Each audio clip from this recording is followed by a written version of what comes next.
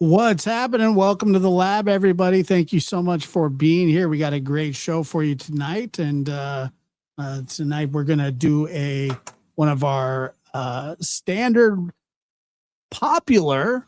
They've been popular lately.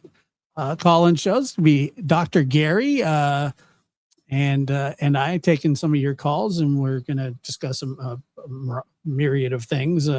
Dr. Gary's a forensic psychologist and author of The New Evil. He's also a member of the Cold Case Foundation and one of the smartest guys that I know, but the poetry thing we do disagree on, but I got blown up in emails. You're muted. Thank God. No, I'm just kidding. Hold on. Go ahead. I didn't know you got blown up for that. I'm sorry. Yeah. Well, when I say blown up, I got like 5 or 6. But today, I mean, there were some really getting mad that you don't appreciate poetry. Yeah. There were some people upset about it. So that's all right. Funny. I explained it that I just, it's one of those things where somebody asked me one time, like, what, I don't like if I don't like a certain kind of food, and they go, well, why don't you like it? And I said, well, when I put it in my mouth, it doesn't taste good. I can't help that. Does that make sense? Yeah, but there are some people that agree with you in the audience. I mean, Yeah, here and there. But I respect it. So anyway, but how are you tonight? You look like a young Sean Connery.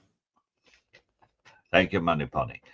Well, first of all, I want to express appreciation to everybody who continues to tune in to see us together on these shows, and happy Father's Day to all the dads out there. Although some dads are better than others, as we've discussed at great length. I definitely want to thank people for continuing to read my books and to watch the piano page. I did a little book giveaway. So the first 6 books from the collections of Dr. Stone and myself that we used for The New Evil were sort of given away to people who gave tips towards the transition of that channel to an actual formal station, which has to be set up as its own structure, and where I need a mic and a camera and all kinds of other things. And so I have 6 more that are currently up for giveaway number 2, which ends tomorrow at 10 p.m. Eastern. If it's okay, I'll show the books. Is that all right? Get people into them. And let me emphasize that out of the 4 digits of people who have been very excited about the giveaway, I think I've had 1 or 2 that decided to chastise me for doing it, and they can go suck a lemon, as they say. Now I'm not really sure what the problem is with it. But they can, find the nearest lemon and give it a good go. Some people like sucking lemons. Yes. And so let me just show you what the 6 books are. So first of all, and I thought it was funny because somebody pointed out to me that in doing this, I'm sort of accidentally creating a really good true crime summer reading list for people. And that is true because these books are curated. Michael and I were very picky about our books. The whole idea here is these are doubles, because when I inherited his library, I had some of these things already, right? And they are all books that in some way, shape, or form we used when we wrote The New Evil. So let me start with showing you this one. I really like this one, believe it or not, because it's sort of cheesy looking, but it's a good book. This book that's called Sex Sadists. See this book? This is a very well-known sort of catty supermarket book, paperback book at the time that it came out, which was like 1993. And the subtitle is "They Love to Hear Their Victims Scream," which is Oh, really nice. Yeah. interesting. It was put out by True Detective magazine. What happened, Josh? Oh, I said I get it. I get the Right, it's disturbing. But the thing is that this book, what I think is great about it is that it really doesn't cover famous sexual sadists. It covers ones that you probably never heard of, like Jerome Dennis, or let's see, people like Jim Red Dog, people like that, right? So most people are not going to know these cases. Now, Danny Rolling is in there, which is a pretty well-known case. But other than that, I mean, there really aren't many. The only thing with this case, this book, is that there are some crime scene images in it that are disturbing. So just like, if you get this book, trigger warning. Okay. Now, second one, which is Jolene Babiak's book, Birdman, is about the Birdman of Alcatraz. That's Robert Stroud. And I really like that book. Robert Stroud was the killer who, and sort of federal inmate who became an ornithologist, the Birdman of Alcatraz. And there's a great movie about it. I'm sure you've seen. I think with I was actually what happened? Burt Lancaster, right? Burt Lancaster. I believe so. I was actually locked up in Alcatraz before. What? Yeah. But nobody goes there anymore. You mean the museum? Oh, it was a tour. It's a tourist attraction. Right. You got stuck in the tourist attraction? They let you get in the cell and they lock you in. Yeah. I went there too. Yeah. Did you get locked in? I didn't get locked in, no. No. Even there, I'm not in the position of being locked in. But you are, which is disturbing. Yeah, I can't. This book, which is a very good one, is the story of Andrei, what's his name? Chikitalio, the Ukrainian serial killer of many, many victims, of over 50 victims. That's by Richard Laurie. This is a very good one. It's called Hunting the Devil. And if you don't win it, I strongly recommend you read it. Very good one if you want to understand about serial killers. Then we've got another Harold Schechter book. Last time I had a Harold Schechter's Albert Fish book. And this time I've got Deviant, which is a book about Ed Gein, or Ed Gein, as people call him. And this, of course, is the inspiration for Psycho and the Texas Chainsaw Massacre. Really good book. Josh and I covered him at length on an episode. Then we've got, right, it's in your, you can link people to it. I think. Yeah, yep, absolutely disturbing. 2 more to go. Then we've got a great book by Carol Ann Lee called A Passion for Poison, about Graham Young, who I have mentioned on this show is one of the most interesting serial killers, in my opinion. He was not sexually motivated at all.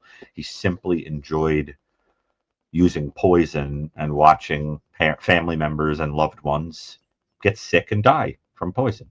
Oh. And he wound up sharing a jail cell with Ian Brady, the serial killer, who thought that he was a genius. And very, very interesting book. Really, really good one. There's one of the 2 good books on him, the other one being the St. Albans Poisoner. And finally, and this is a rare one. Okay, I would not be giving this away if I didn't have a copy myself. But this one I hope will generate some excitement, because it really isn't, in my experience, easy to get, is the True Crime Files of Sir Arthur Conan Doyle, who is, of course, the creator of Sherlock Holmes. And what this is, ring the bell. And what this is about is that he got involved in real cases. And the files were rediscovered by Stephen Hines. And there is a foreword by Stephen Womack, who's an Edgar Award winner. And it's just a really good book to have, but not an easy one to find. Long out of print. and I strongly recommend. So these are the 6 books in the second giveaway, which is going to be drawn from my little ticket pot tomorrow at 10 p.m. Eastern. I raised about half of what I need for the equipment for the channel in the last one, so I do hope people continue to do that. And again, I'm so sorry for anyone who thinks the notion of doing a raffle is distasteful, as if raffles are only for people that are like impoverished or something. Like I shouldn't be running one, because I do it to engage people, and I think it's fun. You know what I'm saying? There are a lot of people who are prominent in their fields who still do podcasts and things like that. So I'm not really sure why people have a problem with that. Maybe it's because you got robbed on the subway by some 6-year-olds. You never financially. The subway's gotten a lot worse. The subway's gotten a lot worse lately. You have no idea. I have had a run of bad luck the past couple of weeks from that I have not said one word about to anybody in public. And Chris knows, but it's been a rough few weeks. Well, Well, do you remember? No support whatsoever, like except you guys. Do you remember the Tiger King? What happened? Remember the Tiger King? The show Tiger King. Yeah, of course. Remember when one of his workers gets their arm bitten off by the tiger, and he runs and puts on his bedazzled EMT jacket, and he goes, "I'm never going to financially recover from this." I always think of you getting robbed in the subway wearing a bedazzled. But I didn't get robbed in the subway. I gave a lecture to them about how I would give them the money anyway. I am a person who has many. No, they tried to get my phone. I am a person who has many times been robbed by people who pretend to care about me. I've been robbed a lot, But so it's all different ways of getting robbed. But when I say no support, I mean there are some budding, potential supports. But as far as like real deep long-term support, I'm lucky to have some friends, and but it's been a rough patch, and but I'll be okay. Everything always turns out all right. Yeah, now, but seriously, I hope people will go to the page, look at the most recent post, and you'll see where you can enter. You can get involved in the drawing, and I will call it tomorrow. We'll do another video tomorrow. And one of the people who won one of these 6 books, Heather Cooper Smith, I see is in the chat. She was really excited, and she won the one that she wanted. That's awesome. Total coincidence, but she did. She won the Lizzie Borden book, and she was like psyched as can be. That cool? But I think these books are rarer. A couple of them are hard to get. Some of them are not, but 2 of them are out of print and actually collectible. I didn't even look up what they're worth, but I think maybe I'll raffle off my Sports Illustrated swimsuit edition collection. Is that the one where you're on the cover? Yes. Yes. I remember it comes with the CD from The Greatest Showman. Yeah. They called me a portly little fellow. Not a unlikely heartthrob. No, they didn't call me that. I wish I was an unlikely heartthrob. I got to tell you, that would be awesome. I still can't get over that. No, why would you? So anyway, tomorrow's Father's Day, so I'm very excited. And happy Father's Day to all the fathers out there. And I get to spend the day with my children, so that'll be fun. And oh, good. And and one of your kids is a father. No, I thought he was. Oh, no. I thought you were a grandfather. Good. Well, go into. No. I'm busting your chops. Chris is the one with the grandkids. I'm just teasing. He's probably got great grandkids by now. I'm just teasing. I know though that you will have grandchildren. I mean, that's like the hope, but can you imagine being a 40-year-old grandpa? There are people that go, I can't believe you have kids at if you have a grandchild right now before I even have a kid, it will bother me immensely. I have to tell you. Why? I just can't handle the idea of that. You still want to have a kid? Well, I love children. I just don't think I'm ever going to have any, which the whole world should breathe a sigh of relief. I mean, that is the DNA line that needs to. Can you imagine like a screeching halt? Excuse me. Yeah. A little Gary just going around watering plants and like doing the Dewey Decibel System. And A very special child. What can I tell you? yeah, it'd be like it would be amazing, to be honest with you. I think it'd be great, but be the homecoming king and all that, just all kinds of It cool reminds stuff. me of Niles on Frasier when they're bullying him and they stuff him inside a locker and he doesn't fit. And he says it was so ironic. If they had done their homework, they would have realized with a simple volume equation that I wouldn't have fit. A line like that. Well, there's a little of that, but listen, I in my mind, the patients and the people I take care of are the people. They're in my sort of fold in that paternal way, and I take care of people. That's what I do. Josh, I too thought you were a grandfather. Why would I be? I mean, I would tell you if I was a grandfather. I'm just not a grandpa. I can't even fathom the thought of being called grandpa or papa or anything like that, to be honest with you. Listen, Grandpappy, I think we should get to the calls. And is it okay if I call you Grandpappy? No, it's not okay, actually. I want you to know that I got like maybe 4 emails from people who said that they want to know why you're so insistent that we have to share a room at CrimeCon. Yeah. Well, I'm not insistent. I just think it'd be fun. It would be. That's what I'm saying. But you've never been to like summer camp or anything, have you? This would be like your summer I camp. was a summer camp counselor. Jesus. Yeah. Like you stayed overnight there? I had no choice. It was a job. Like if I they still to this day wince at shirts that are that particular color maroon. like the tie-dye ones? Like the one that we had to wear working there. Like every time I see that color, I get like a PTSD reaction. I'm like, Lyme's disease. Like I get like a spazzy PTSD reaction. What kind of camp was this? I don't know, horrifying. It was. Was it like a church camp? Some branch of Camp Chippewa. No, it was called. I don't want to give the name, but it was it was something else. Let me tell you. And the children were like, I don't really know. They were like yuppie larvae.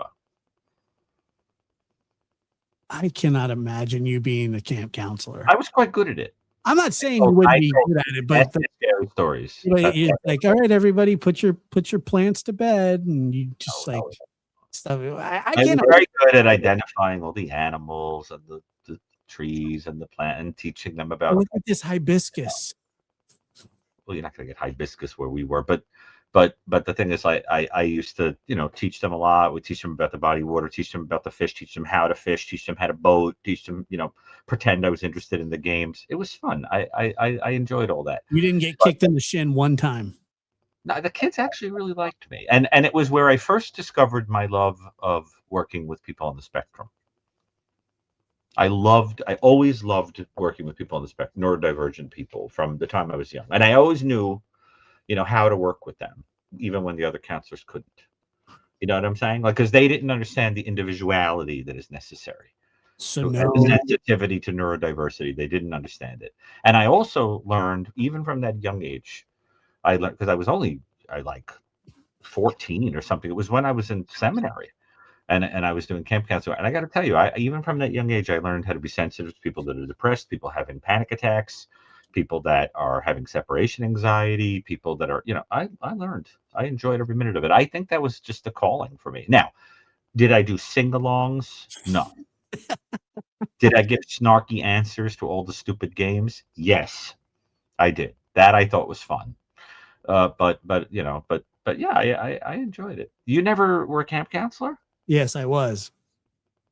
Oof. But You good at it? Oh, I was the worst. Well, at least to admit it. Yeah, I remember. So it was me and my friend were both camp counselors. Like we were together as counselors, and they're like, all right, now we have to go back to your cabin for devotion time. And they'd give you like this little devotion book that you have to read. And we go back there and he goes, all right, everybody pull out your devotion books. And I'd like lay on my bunk, like, do we have to? And he's like, you're the worst camp counselor ever. It's like, can't we just like sit here and just be quiet and sleep. It was the worst. Well, I worked with a person, another counselor, and I won't say what camp it was or who the person was, that I was convinced, even then, I was convinced was a budding psychopathic serial killer. Yeah. And I always used to say in private, I used to say, go over there and, to my friends that worked there, I used to say, go over there and play with Counselor Jason Voorhees, because I knew that if he could, he would put on some kind of face covering and go around in the middle of the night, just in a murderous rage. He was disturbing. I wonder what happened to him. He's probably a member of Congress, if I had to be. Definitely something like that. A member of Congress or the owner of like a major tech business or something. U.S. Senator. Because he never did anything, so he had to get it out of his system. And probably owns one of those data collection companies. Something. Or he's like the host of like some kind of early morning television show. But Gary, sorry you're having a rough couple of weeks. I will keep you as my special intention at Mass tomorrow. Well, that's very nice. I mean, I won't be specific about what you're praying about, but I appreciate that very much. Oh, and I know who that is. Anne Elizabeth is awesome. And Elizabeth is somebody who's written to me a couple of times. All right. That's very sweet. Well, so shall we jump in? And I got a note from, the person who says Gary Brucato doesn't have a channel. Yes, I do have it, but it's not for true crime. It's for music. And we'll run it. About the book that I'm auctioning. Not auctioning, raffling. We'll run it as well. Let me see. All right, first call up, and this is the way that it was meant to be. Joey H is in the house. How are you guys doing? Can you hear me? Yeah, doing well. How are you? Yes, man. Good to hear you. How are you, Joey? How are you? Listen, how are you guys? Because you guys are in a very good mood tonight, and it's really awesome. Seriously, I know. I'm really serious. I was in mood. He thinks this is you guys are in a really good mood, and it's really nice to see. This is called singing in the rain. I was told I was in a bad mood last show. I am not having a good few weeks, so I'm trying to put on my best Charlie Chaplin impersonation. Let me put it to you that way. But tell me, Joey, how are you, and what would you like to talk about? I do have something that I'd want to talk about. I'm doing fine. I'm hanging in there. It's a tough week with all the stuff going on with this. For you too.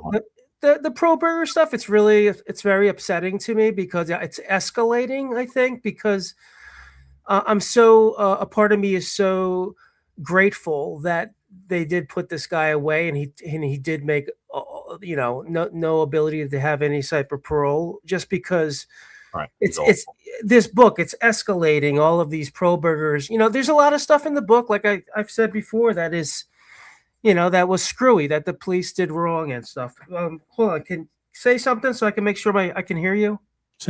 Okay, good. I hear you. So anyway, but everything's fine because he's not going to be getting out of the cage, and that's a good thing. He's never getting out of the cage. Yeah, the book you had those great books. I wanted to recommend a book, and I don't know if you've read it, Gary, but it's one of the best on the Bundy case, and it's called "Defending the Devil: My Story as Ted Bundy's Last Lawyer" by Polly Nelson. She represented him in the appeals. What a great book! I have every book about him. Okay, and I personally know Kevin Sullivan and good. Been the great Bundy scholar. I told you the story about what he sent me. No, what did he send you? I don't know if I should say this publicly. He sent me a artifact from the case, and I've always felt very strange about owning it. But he wanted to, I don't know, express some kind of appreciation for everything. But he is, as far as I'm concerned, the Bundy scholar. He has, I think, really put stuff together that no one else has ever connected. One of the books I'm going to be raffling actually is the first edition of his book on Bundy, which is autographed. But because the second edition has new info in it, so like the first one became obsolete, but it's pretty friggin' good. It's also the only place that has the details on what happened to Kimberly Leach, because he went and dug up the records and reported. Are you, in your next one, are you going to include the Sports Illustrated swimsuit edition of?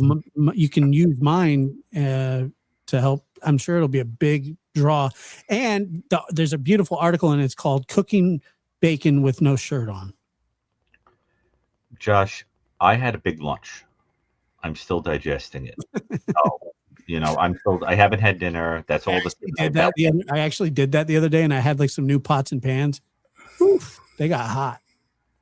I'm gonna throw up. All right, please. The things that you say, you're like this person I knew years ago who used to tell me honestly with a perfectly straight face that they were very, very turned on by the idea of Dom DeLuise nude. Yeah, and I used to look at them and be like, "You got to be joking, bro!" But they were serious. What does that have to do with cooking bacon with no shirt on? It's on the same level. It's not Dom even DeLuise nude and any man. Joey, I need you to wait. Joey's on the phone, guys. Right. I'm sorry, it's true. All right. Go ahead, Joe. All right, this is what I want to talk about today, and I have a question. So I want to open up for discussion, basically, for dialogue between you guys, and it's about and I'll explain briefly for the chat. Hi, chat, by the way. It's about duty to warn and trust, and it's an experience I recently had. So I want to hear what you guys have to say. You about mean like it. the Tarasov thing, duty to warn? You mean muzzle? I want to do a little talk about. All right. Yeah, you beat me at the punch. That's exactly what I wanted to talk about. Tarasov versus Regent of the University of California, Einstein. Now, can you drink your coffee and let me talk?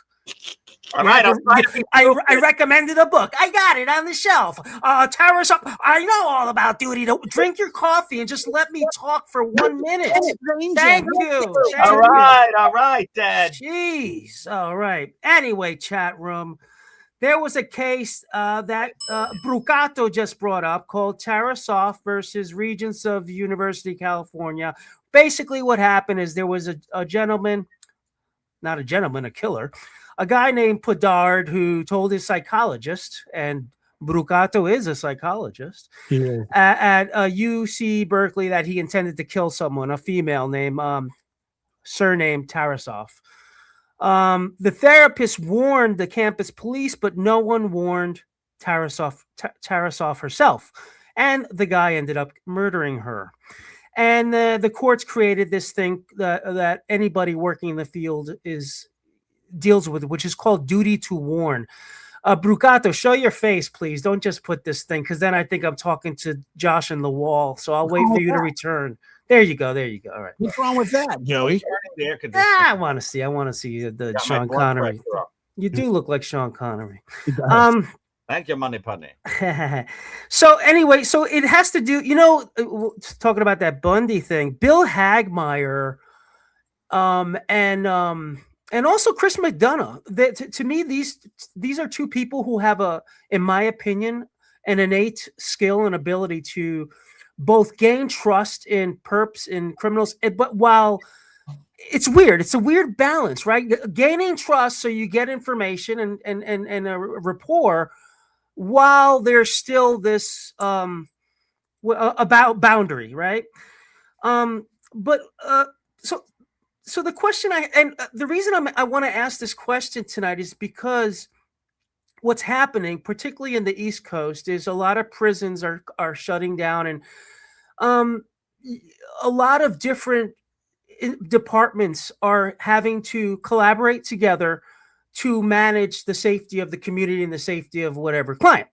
That puts us, that puts into all of these people in these systems in a tight spot, because when you have these collaborative meetings, you have to talk about what's going on. And when you do that, you have to be cautious of something that's said amongst different departments could be shared with this individual, and your life could be in danger's way. So my question is pretty simple. It's basically, Brucato, when do you make this determination to warn about the potential dangers of a client while not while knowingly you're going to damage the relationship and trust forever? You're not going to be able to basically get anything else out of this person once you make that revelation. So when do you make that decision? Because even with the Tarasov case, it's even that was a fine line, wasn't it, Gary, in a way? Because he did warn the campus police. He just, I don't know. It's a horrible situation, but I get it. There's a fine line when, and you do therapy. You see clients individually, I imagine, Yes. Gary. So I guess you would be put in a situation like this if you were maybe forced by court order or something to have to collaborate with teams on someone you're seeing, perhaps, or you can create an imaginary case study of that sort. But when do you make that? When would you, Gary, make the determination to warn a person, even if it's just a gut instinct you have, a gut, Well, feeling? so first of all, you have to understand that the way Tarasoff works is that there has to be a threat of serious harm. I mean, really, serious harm to an identified individual, right? It's not some like vague thing. Like a person says, I'm making a name up, Mary Smith is going to die tonight, and I'm going to take this firearm and I'm going to go out and I'm going to kill them. You are required to let Mary Smith know that she's in danger. And it's, in my opinion, it's been pretty clear cut. Anytime that somebody has posed, a direct threat, like, I'm going to kill so-and-so or whatever.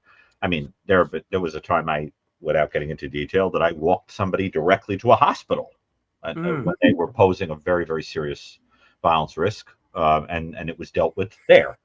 And so that the individual needed imminent help. But where it gets trickier and makes for really fascinating ethical discussion, like you could have a whole group of people sitting around, professionals sitting around, and they'll have all different ideas about it, is when someone poses a risk to someone that is a little vague. Like, so for example, let's say your patient tells you, I have not admitted to my wife that I have HIV, and I'm having relations with her, and there's a pretty good chance I'm going to give her HIV. So now, does that rise to duty to warn that the woman does not know that her husband is potentially giving her HIV? So see, some of these things are not that clear, right? But where somebody says, like, I'm going to take a firearm and go out, and somebody in the audience said, you have your PhD at 40. No, I'm 48. I have my PhD. I got my PhD. Gary, interesting point you're making. I guess the Menendez brothers would be similar, right? When they didn't, one of the brothers told the therapist about the shooting. I don't remember the exact details of it, so I'm not going to opine on it without knowing exactly. But the point is that, the Tarasoff thing is like, when you read what happened, I mean, it's pretty egregious stuff. I mean, it's pretty clear what went, that this was a real risk. You know what I'm saying? And, but fortunately, remember, a lot of the work I do is with people that are incarcerated. They're not posing. And then in my individual psychotherapy work, fortunately, the people I work with, they lean in the direction more of people that are victimized by crime, or who are dealing with emotional distress that doesn't involve risk to other people. You worry more about risk to themselves, that kind of thing. But every once in a while in individual psychotherapy, you'll get someone that poses a risk.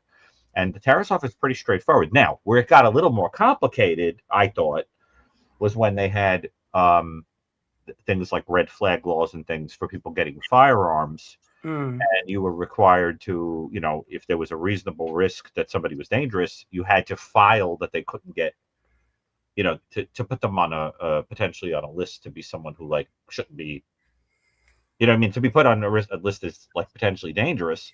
And but fortunately, I never had to file one. But as I understood it, there was this possibility that you could put somebody on that list. And the idea was that in case they were trying to get a gun, they would be checked against that list. I don't know how many states did that or all that, but I think that gets more tricky too, because you're talking about a person's constitutional right. So but also, Gary, the therapeutic relationship it would be severed. Once you do that, yeah, it's not always true. And the person that I wound up doing that with, I needed to tell the person that I was bringing them to, the hospital, and it was because of a very serious risk to multiple people. And then when it was all over, I went and visited him in the hospital, and then saw him privately again. And he thanked me. He told me that he was not in his right mind, that he felt that I had saved the lives of all the people that he was thinking about, and that I saved his own, because I think it probably would have culminated in his own suicide. and he thanked me for that. There were, it was a big deal to me because it was pretty clear, that something like that was probably going to happen if he didn't wind up in the hospital. So that didn't sever the relationship, that improved the relationship. But there are times when you are 100% right that if you have somebody who is being sneaky and not trying, but then you have to ask the question, well, why'd they tell me? Why would they raise it? And it's like the man begging you to not let him into the moonlight, Yeah, but you know what happens, Gary? When you have a rapport and a relationship with individuals like that, you get when you get comfortable, and this is where it's almost like being in a marriage. It could take 10, 20 years till you start figuring out little idiosyncrasies or little things, Well, not for me, but for most people it does. Yeah, wait. So to piggyback on this, Gary, because you were going to be a priest, and I told you I would pay money for you to be my exorcist one day. As a priest in the confessionals, how would you compare it to someone going into a confessional and revealing something to a priest? Not allowed under the seal of confession. You are not allowed, even if someone comes in and says, "I'm going to go next door and kill 20 people." First of all, you're talking about a difference. Now, let me be clear. If someone says, "I killed 20 people," it's under seal of confession.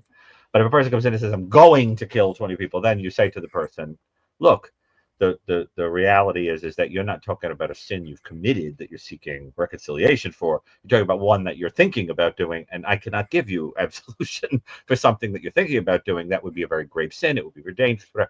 And what you do is you encourage the individual, if they tell you about something they did in the past, to turn themselves in, and you explain the spiritual significance of doing that. And if that is something where the person is going to do it, obviously you're going to encourage them to seek help, and you would tell them that absolution is not possible for something that you're planning on doing. And but it's no, I'm not a priest. I was studying to be one, and I left the seminary. People are asking me. He's still a priest. Well, in personality, probably, but not really. I'm a deeply flawed human being, as I suppose most religions. I think priests are probably. They're probably pretty flawed. But I'll let another caller get in. Love you guys, and happy Father's Day. I like the question. It's a good question. Thank you. Happy Father's Day, Josh. And if you have mixed feelings about your pops, I will tell you, I'm glad that you're in this world, and that's one thing to be grateful from him. You know what though? Father's Day is a little different because than Mother's Day. Mother's Day is harder, but Father's Day is fine because I have kids that's fun. I have a good time. Yeah, I enjoy Father's Day. All right, fellas, take another call. I'm looking forward to hearing them later, guys. Thanks, Joey. Oh. Father Gary, thank you for that wonderful. Always a nice thing when Joey calls. I like those. Love them. They're very thought out. Yeah, they are. Okay, let's go to Julia. Julia, where are you calling from? Hey, can you guys hear me okay? You can. Hey, I'm calling from Dallas.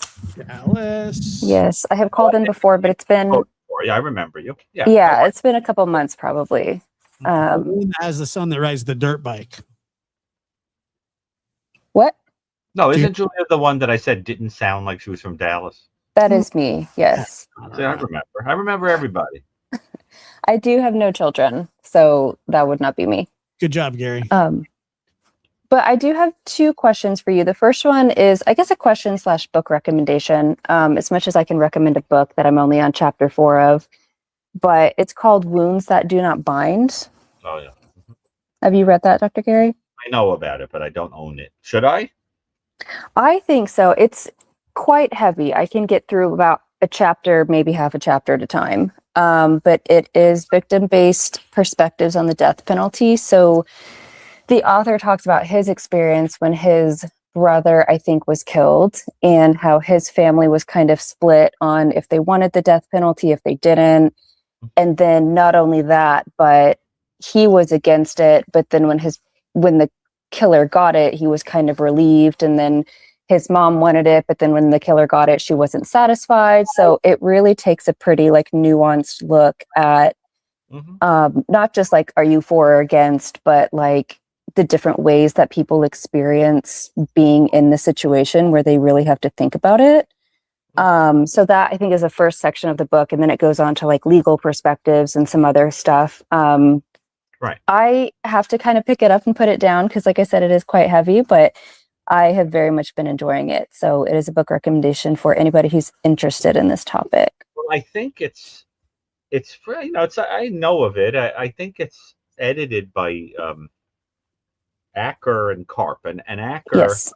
is was pretty distinguished at the School of Criminal Justice at University of Albany in my state, and that's a name familiar to me. And then David Karp is the other author who's from San Diego, and it's, I think it's definitely something that people should read. But I agree with you; it's not like coffee table book material. It's heavy, but I think it's a good book, and it's in paperback, right?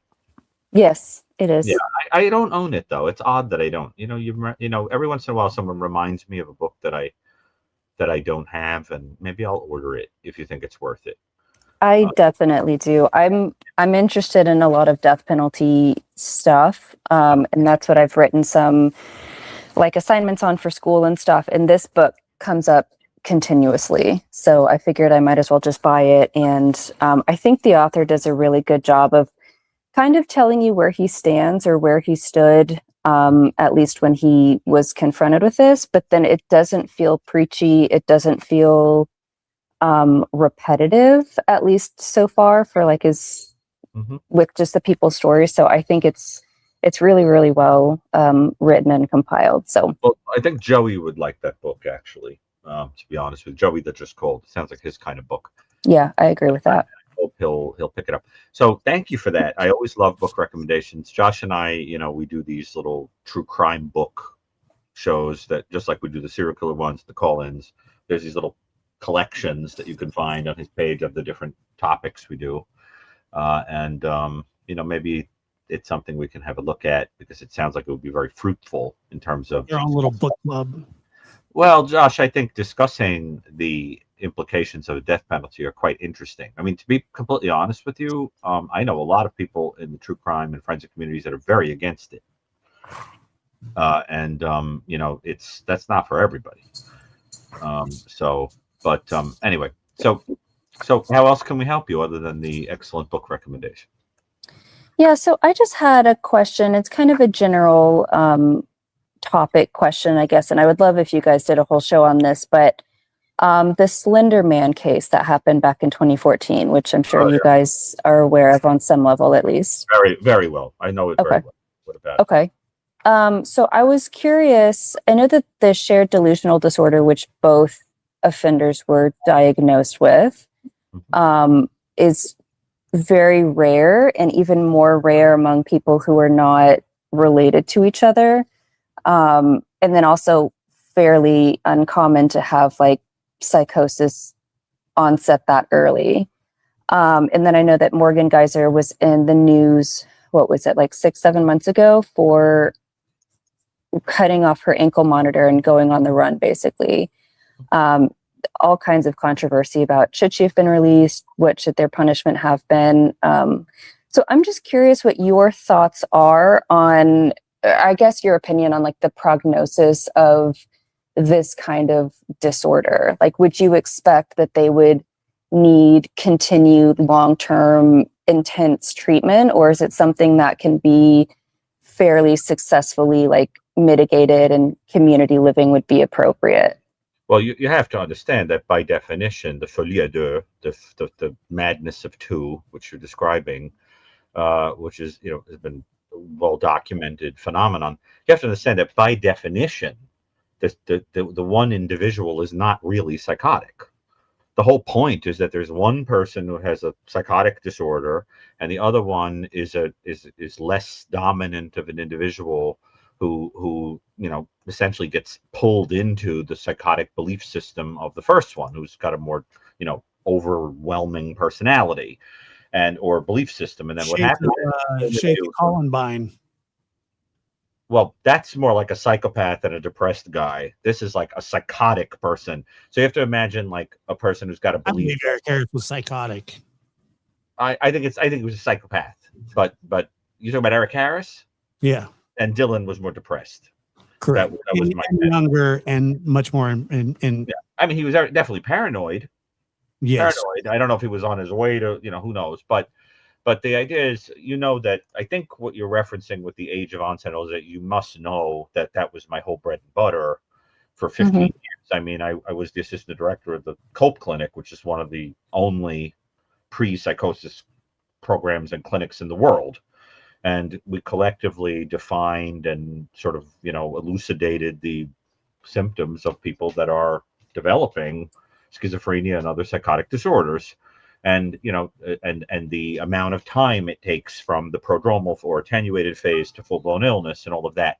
But remember, with folie à deux, the person who is not really psychotic has an excellent prognosis. As long as they're away from the influential person who has the disorder, they pretty rapidly improve because they're not psychotic. The other person, the question becomes, well, what psychotic disorder do they have? The psychotic disorder, that they have will tell you the prognosis. So if they have a psychotic disorder like schizophrenia, it's a lifelong course. If they have some kind of mood disorder with psychosis, then that's a situation where the individual, may have episodic psychotic episodes only when in a mood episode. If they have a delusional disorder, it's a very different prognosis. So you want to understand that it's all about the one with the serious mental illness, and the other one is just pulled into it. So that's why it's very hard to answer for that individual, the one who has the true psychotic disorder, because you'd have to know what type of psychosis they had. Folie à deux is just a way of explaining why two people are involved in a dynamic where there's a delusional aspect. Well, and that's why the one person, was sentenced to 25 years. The other one was sentenced to 40 years. But both of them, as far as I understand, are out now from the 2014 incident.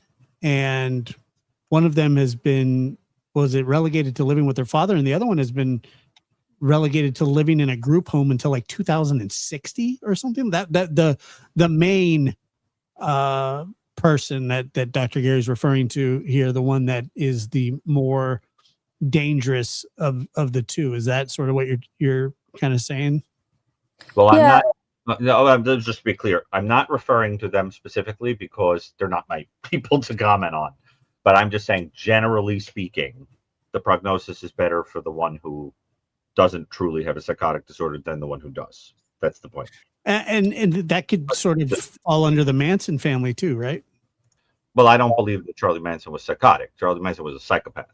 The thing, he was odd and drug-addled, but he was not psychotic. He pretended to be, and was able to convince people by lowering their inhibitions and disintegrating their egos with drugs. He was an idiot. But basically was a psychopath, and learned how to convince people, with his staring at them and influencing and so forth. No. But true cases of a person who's psychotic sucking in a very powerful way someone who isn't, they're not that common actually. But you see them sometimes, because if you're, you know how it is. You ever been around a person who's profoundly influential? I think cults, some cults have a large scale quality like that, because in some cults, the leader actually believes this crap. The crap that they're saying. Like, for example, I think an argument could be made that Herf Applewhite really believed that Hale Bopp stuff. I don't think. Yeah, probably. And the people that the people that got pulled into that stuff, they all believed it. Yeah, I would think so. There are other cults where the person pretends to believe the stuff, but they don't really. And so there's a difference between a narcissistic cult leader and a cult leader who's truly psychotic. So do you think me trying to convince you for us to get a room together at CrimeCon is influential? Like, no shot. Yeah, right. Look, in a weird way, you could say that a cult involving a narcissistic or psychopathic leader is basically a large-scale abusive relationship, like a large-scale domestic violence or abusive situation. The same techniques are used. But if you have a psychotic cult leader, it's like a large-scale folie à deux, except that it's not deux. It's like, a massive amount. And so that they operate similar to those phenomena. In fact, it's interesting to put it that way. So Go ahead. do you think for somebody who is the secondary, I think is the term that they use for it now, the Right. one who's influenced by the psychotic person, are they more likely to be influenced or find themselves in a similar situation in the future, or is it truly just like a blip in their life that this happened? This is a controversial question. Okay, so I'm just going to put it like this: in without having a lot of data to answer this question, my sense is that that person must have a character structure that, unless they treat it or deal with it or whatever, that type of person probably has some kind of susceptibility to having their identity and their beliefs and their ideas kind of hijacked by a very powerful individual, and where they don't think critically so much and kind of, you know what I mean, and sort of reason out like what this person is saying doesn't really make a lot of sense. And then the next thing you know, they're buying it, or they're, and there probably are other reasons why it happens, like being scared of somebody or not wanting to lose them romantically. I mean, there are people that have this very strange way of attaching where they're like going along in life, and sometimes they're even attractive people, but they're just going along in life believing that they're like fundamentally unlovable. No one's ever going to want them. Like they don't belong anywhere. They're just, no one understands them. And then some powerful person says to them, like, I like you, and that's it. They're locked in. And then it doesn't matter. Like the person could treat them like crap. The person could be horrible. The person could be a nut, whatever. And they can't get out of their head that like, I have to stay attached to this person. And that's it. Like they're my one. There's that type. And then there's the type that is actually scared of you. And then there's the type that thinks that, you've shared things that now you're going to go out and hurt them with. Or there's the type that needs you financially because they've isolated you from everyone. And then there's the type that gets love bombed or brainwashed or whatever that phrase means. Or you've used drugs and disintegrated the person's inhibitions, right? There's all kinds of reasons, but the whole construct of the filia deux is controversial. And that whole case was controversial, in my opinion. And but it is a genuine psychiatric phenomenon. But as long as you understand that one person has to be authentically psychotic. Yeah, it's interesting because we had to watch clips for school, and if I remember correctly, all three of the independent psychologists came up with the same thing, which I feel like is kind of rare in any case. Like you always are going to have competing experts, or maybe that's just what gets presented, and maybe you go through 6 experts who tell you one thing before you find one who does something else. But I just thought the consistency of the experts on something so uncommon was really interesting. Well, the uncommon part was the idea of Geyser having childhood onset schizophrenia. The shared delusional is not that common too, right? It's uncommon, but you have to understand that the average age of onset for schizophrenia is usually, for a female, I mean, if you're including the attenuated phase, the prodromal phase, even then you're looking at like late teens on average to early 20s. Right. With the first episode generally being like, early 20s-ish and for males a little earlier. So the notion of childhood onset schizophrenia is very unusual. And I mean, in a way, all schizophrenia is technically childhood onset, because schizophrenia, we know that it basically is like an in utero thing, and you get some kind of, first genetic hit in the womb, and then like the second one comes out in adolescence generally, because it really is a kind of across the lifetime condition, in my opinion, based on the collective literature. And whatever goes on in the womb that sets that predisposition down, is a matter of some debate. But I'm very compelled by literature that says things like it has to do with disease genes, and things like that. De novo mutations, especially, are interesting. But the other thing is, what happens to people that are at risk for it but don't develop it? In my own work, what I've concluded is that those are people who wind up with what we call cluster A personalities. A lot of them, they have the genes for schizophrenia, don't fully develop it. Some of them wind up with paranoid personality, schizoid personality, etc.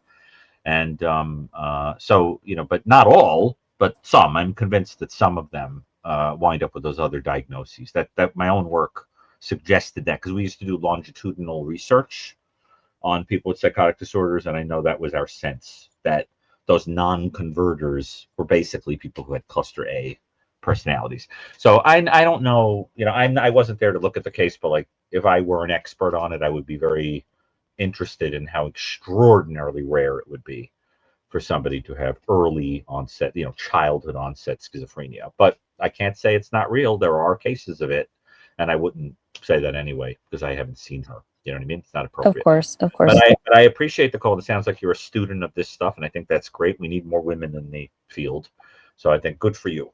No, thank you. And this is going to be my rabbit hole for the rest of the night, is going down to in utero psychosis. So you should read the book that I did on schizophrenia with Jeffrey Lieberman, who was the former head of the American Psychiatric Association, and Rocky Gerges, who was the director of the early psychosis clinic at Columbia. We did a book called, oh Lord, what was it called? Treating Schizophrenia, 15 Clinical Case Studies, something like that. And also I did a chapter for the book Assessing Psychosis by Khedive and Kleiger, which gives my whole overview of like everything I know about pre-psychosis, and summarizes some of the key findings of our work at COPE.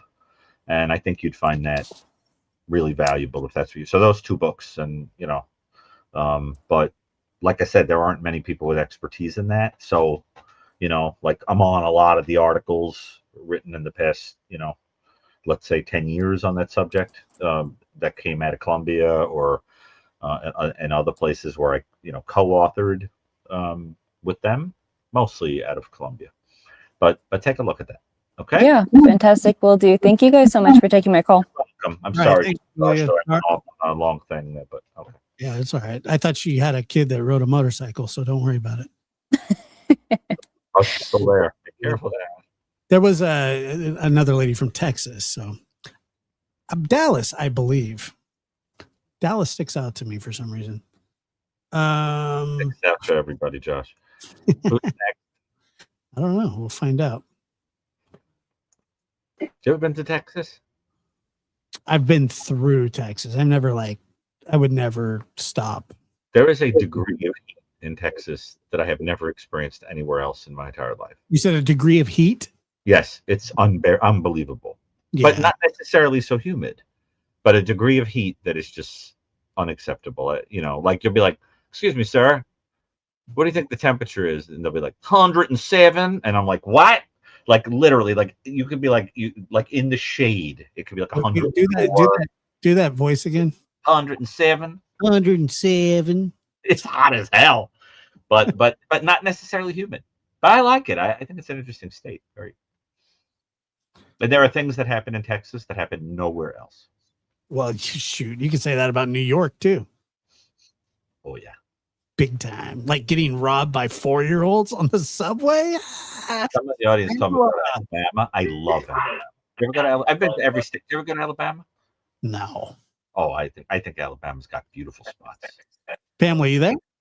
Oh, you got to mute Pamela, but you got to mute your whatever you're listening on. Go ahead and mute it, and then we'll take your call.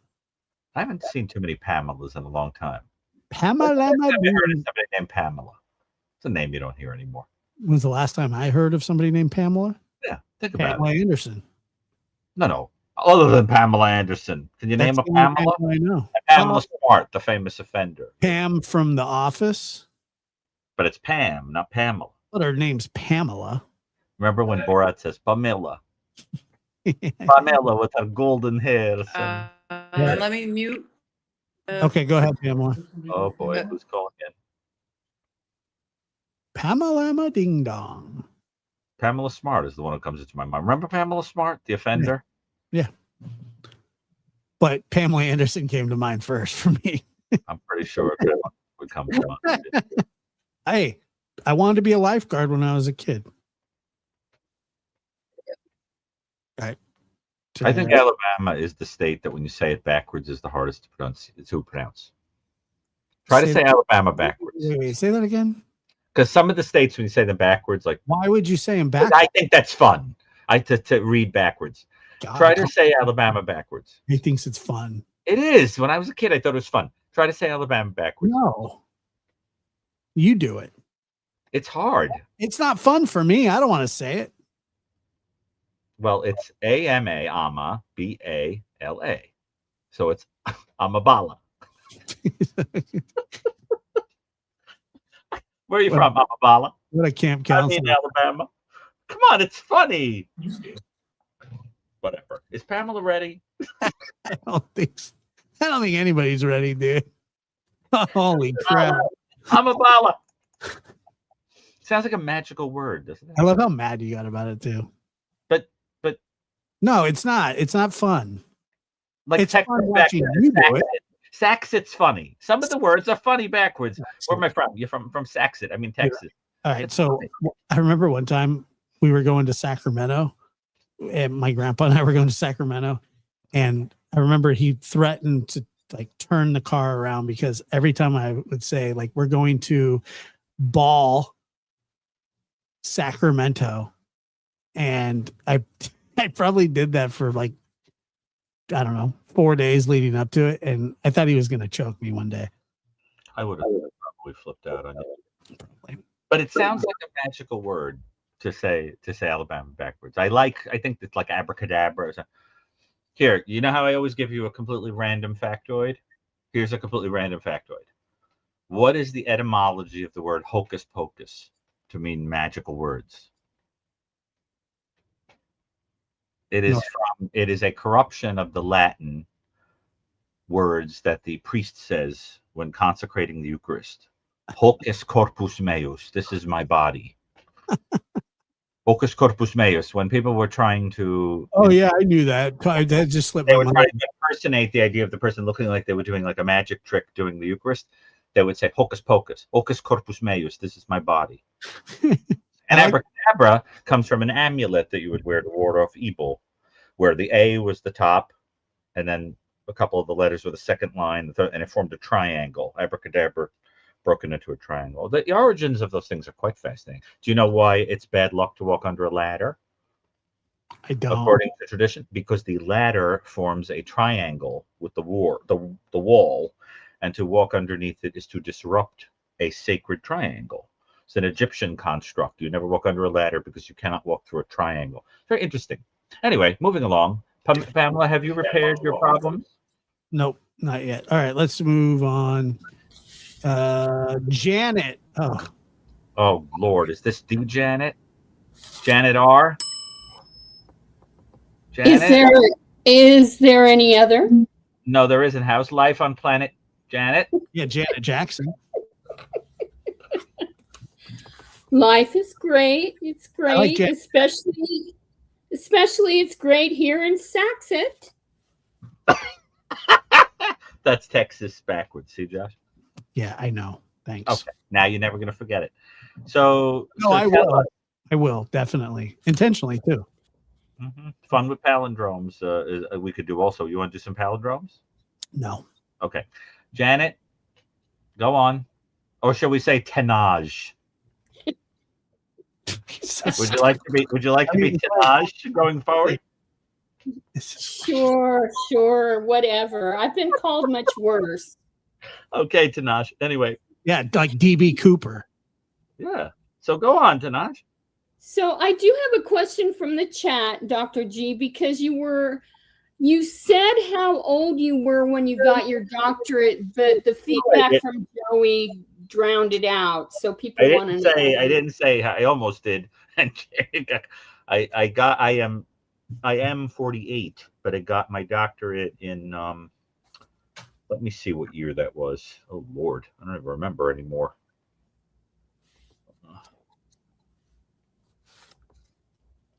Would you believe I don't remember the year it was? That's pretty depressing. I'm pretty sure it was 20 years ago, but I got to look it up. It's pretty depressing. I don't remember the year anymore. It's so sad, man. I like when you self-loathe. It's one of my favorite things. It's not hard. I know, but I love it. I don't know why. I got enough self-loathing to start my own religion. I know, and that's my favorite. Janet, I got to look it up. I actually don't even remember. I'm literally going to look at my CV. 1987. I don't remember. Isn't that scary? Here, I got it right here. If you really want to know, let's see. I got my doctorate. Inquiring minds need to know. Who the hell cares? I have no idea. But it looks like I got it in. so long ago. I have so many jobs. I'm on like page 4 before I even get to it in the CV. Let's see. Were you ever a hand stamper at a pool? No, Josh, I had a life. Okay. Oh, yeah. You had a life. I didn't really know. I kind of had a life. Yeah, you were a camp counselor. God, this is so sad. I want to know if when Dr. G was a counselor, if he told stories around the fireplace of men with axes. No. I told ghost stories, and they were great. Oh, God. Okay, I got it. I got my doctorate in 18 years ago. Going on 19. Yeah, 18 years ago. Yep. But I've been working with patients. All right, kids, gather around. I'm going to tell you about a young man with the criminally insane, so to speak, Ed Bundy. Since I was 19. Because I used to do it as a volunteer, and even at the level of other training, and then I went through from that day on through my BA, my MA. I was always volunteering and doing it.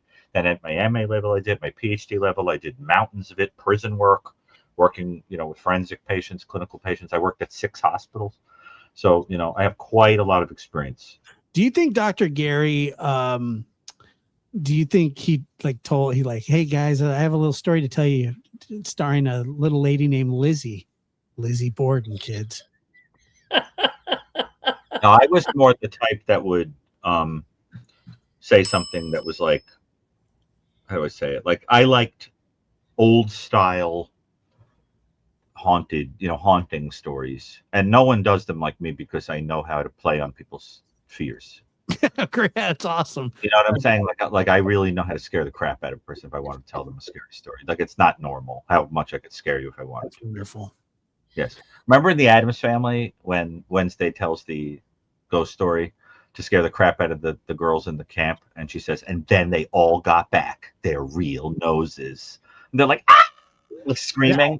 Well, it's the funniest thing in the whole world. Because you got to know a person's psychology to know how to scare the crap out of them. Yeah, I mean, that's sort of like, that's kind of mean. No, listen, it depended on the person. Yeah, I mean, I guess so. No, I'm only teasing. But knowing how to scare a person and knowing how to make a person laugh, that's a skill. It's very similar to the skill you need even to be romantic. You have to read a person, understand their feelings, know their psychology, sort of lull them. There's a whole art to it. Because I think scaring somebody is really to get into their psyche and, use just the right thing to scare the crap out of it. It's not easy.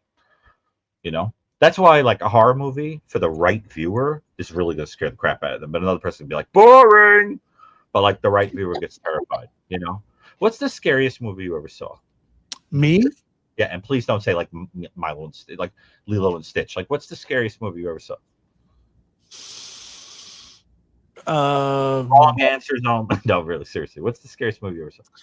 I'm acutely fascinated by anything like in the spiritual sense. Yeah. So like The Exorcist or something. Sort of like that, but I think when I remember going to watch The Conjuring, and I knew them in real life. Ed and Lorraine. Yeah. Well, I find movies like that disturbing, but the scariest movie that I ever saw that scared me the most was probably The Sixth Sense. Oh, I love that. But I saw it as a kid, and it really freaked me out because I thought I was going to end up seeing dead people. Oh. Yeah. Are you dead, Josh, or are you really here? I don't know. How about you, Janet? Are you alive or dead? It depends if you're telling me one of your factoids or not, how I feel. It really depends on who you ask, Dr. G. My scariest movie that I ever saw was The Exorcist. I was a college student when it came out. A bunch of us went and stood in line around the block at the theater the first day it was released, waiting to get in and see it. And at the time, I was sharing an apartment in an old apartment building. And to take the trash out, you had to go down into this dark basement with an incinerator in it and throw the trash in the incinerator.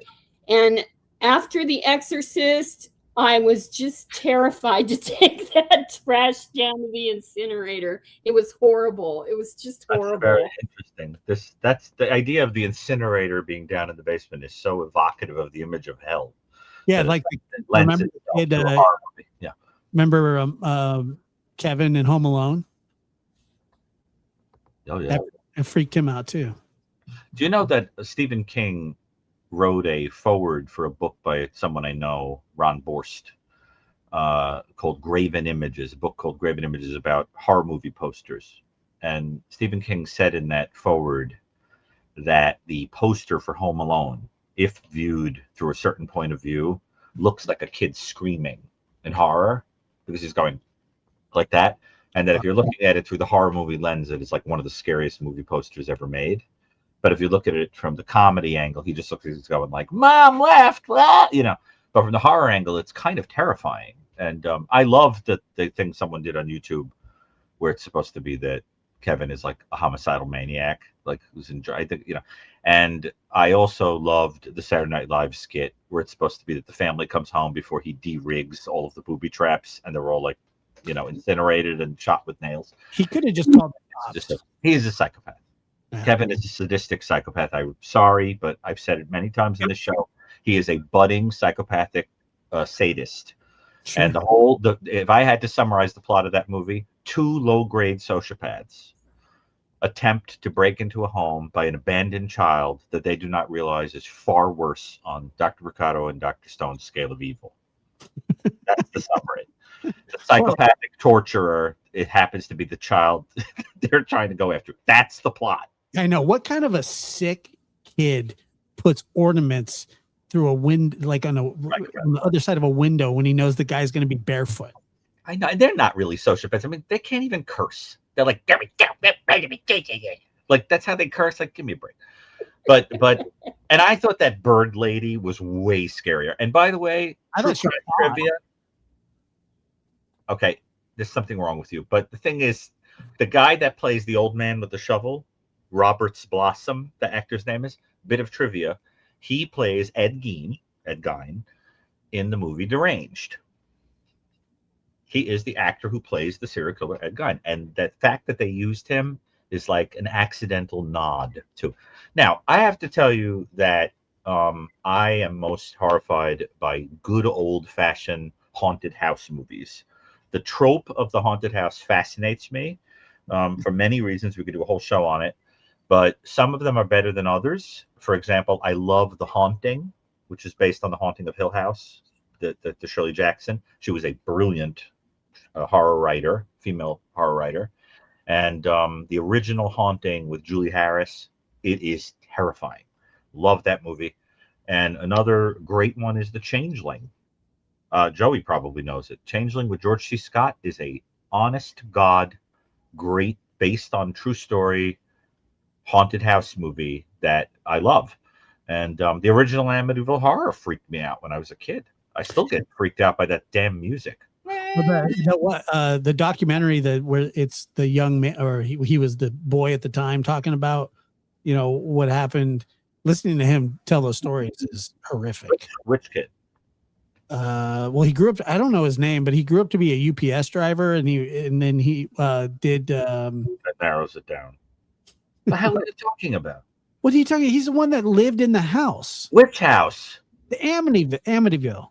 Oh. They did a documentary. I have a lot of problems with that story. I'm not sure how true much of that story is. I'm not saying I believe it or not, but I think that they believe it, or he does. I don't know. Did you ever read Jay Anson's book, Amityville Horror? No, I didn't. It's very the scariest thing about that thing. There's one image that never left me about that story. I've heard it all, bleeding walls and everything else. But the one thing that freaked me out was the kid saying that in the middle of the night, she'd see the glowing eyes of a pig creature. I couldn't handle that. And I was a little kid when they were like, Jody doesn't want me to go out with you, blah, blah, blah. And then they're like, who's Jody? And they're like, she's a pig with glowing eyes. I couldn't handle it. And remember the babysitter who gets like stuck in the closet with the braces? Yeah. I thought her braces were scarier than anything else in the whole movie. But when she gets locked in that closet, and then she's banging and bleeding and everything else. And the thing that really weirds me about that movie, James Brolin's hair never gets messed up one time. The guy's got a door blown off the front door, off the hinges, and his hair is perfectly coiffed. What is going on with that? And Margot Kidder, whom I met, she was very, she had a lot of problems. She was great, a lovely person. But my God, her hair got all blown up. Now, Poltergeist, that's a great movie. It is a good movie. You ever see that movie with Tangina? Yeah, of course. There is no death. I can watch that movie 100 times. Beatrice Straight is the scientist. That's a great movie. Anyway, on that note, and did you see that Spielberg is going back to his roots, doing a movie now about the alien, the UFO stuff? He's getting back to his whole like creepy, unknown, paranormal stuff. That is his strength. Yeah, he is the best. Now, I saw Carrie, and Question. when I saw Carrie, it really didn't do a whole lot for me. But then I read the book, and Which the book book? really kind of freaked me out. Which book? Carrie. Oh yeah, that book almost didn't happen because Stephen King threw it out, and his wife pulled it out of the trash. Oh wow. Yes, and I met Piper Laurie when she was very old, and I tried to get her to sign something with a line from the movie, and literally, and she's like, "Give me a line," she had that great accent. She's like, "Give me a line." So then I was like, "I don't know," and I gave her some, and she's like, she looks at me and she's like, "I have no idea what you're talking about," and I was like, "That was your line in the movie," and she's like, "Oh," and she's like, "I have it here. I have the image of her with all the blades," and she made it out to me, and she wrote the line that she remembered and she was willing to write was something like, "They're all going to laugh at you." Oh She wrote, "They're all wow. going to laugh at you." Yeah. They're all going to laugh at you. So what did you think of that movie? Did you love it? Carrie? Yeah. I didn't like it. I wasn't as the Homecoming King, I was, I wasn't really impressed by it. As the Homecoming King, he tried to way to crowbar that in. No pig's blood. As the Homecoming King, I found it disturbing. There was something about Betty Buckley getting killed that was really messed up. I mean, Betty Buckley's awesome, but she was the only one nice to her. That was unnecessary. Killing Betty Buckley was unnecessary. But I felt kind of sorry for Carrie's mother because she clearly had paranoid schizophrenia.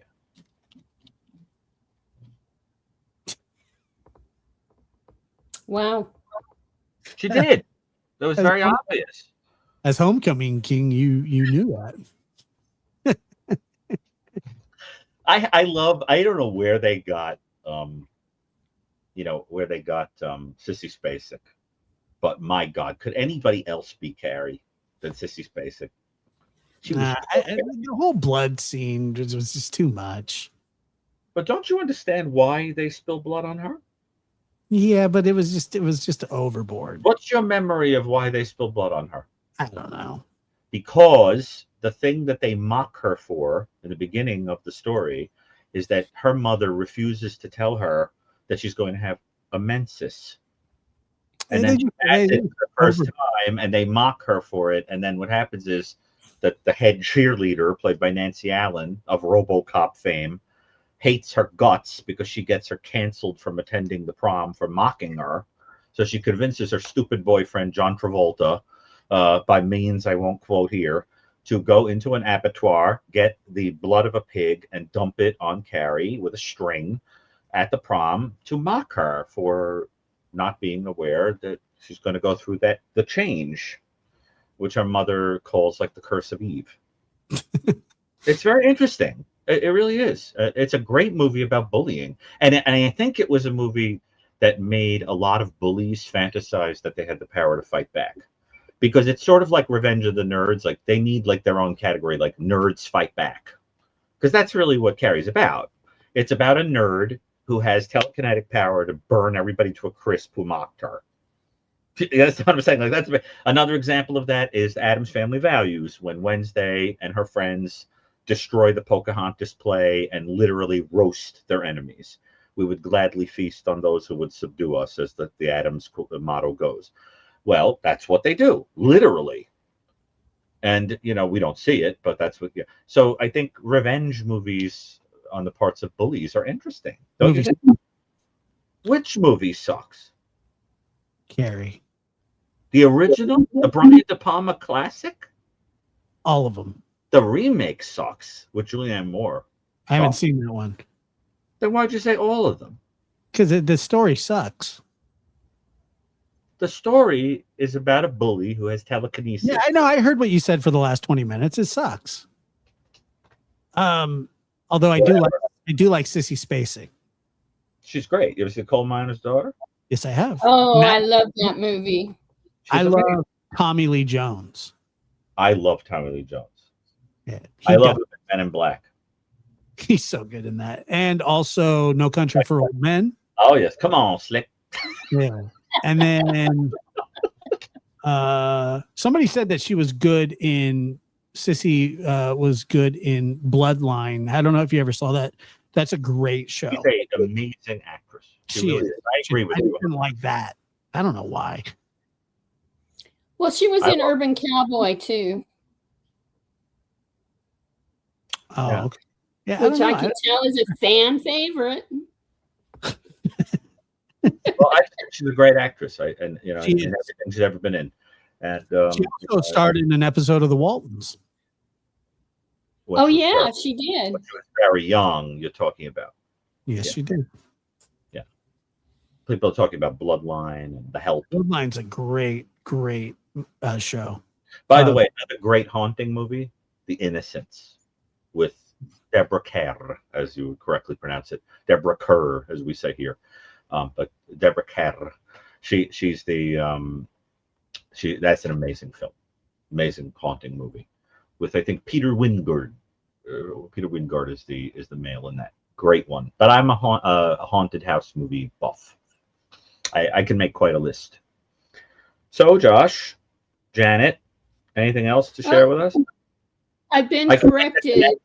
I could make, since we like haunted house movies, and I suppose I can make a Rocky Horror Picture Show reference with your name, but it's not quite a haunted house movie, but it's a house infested by cross-dressing aliens.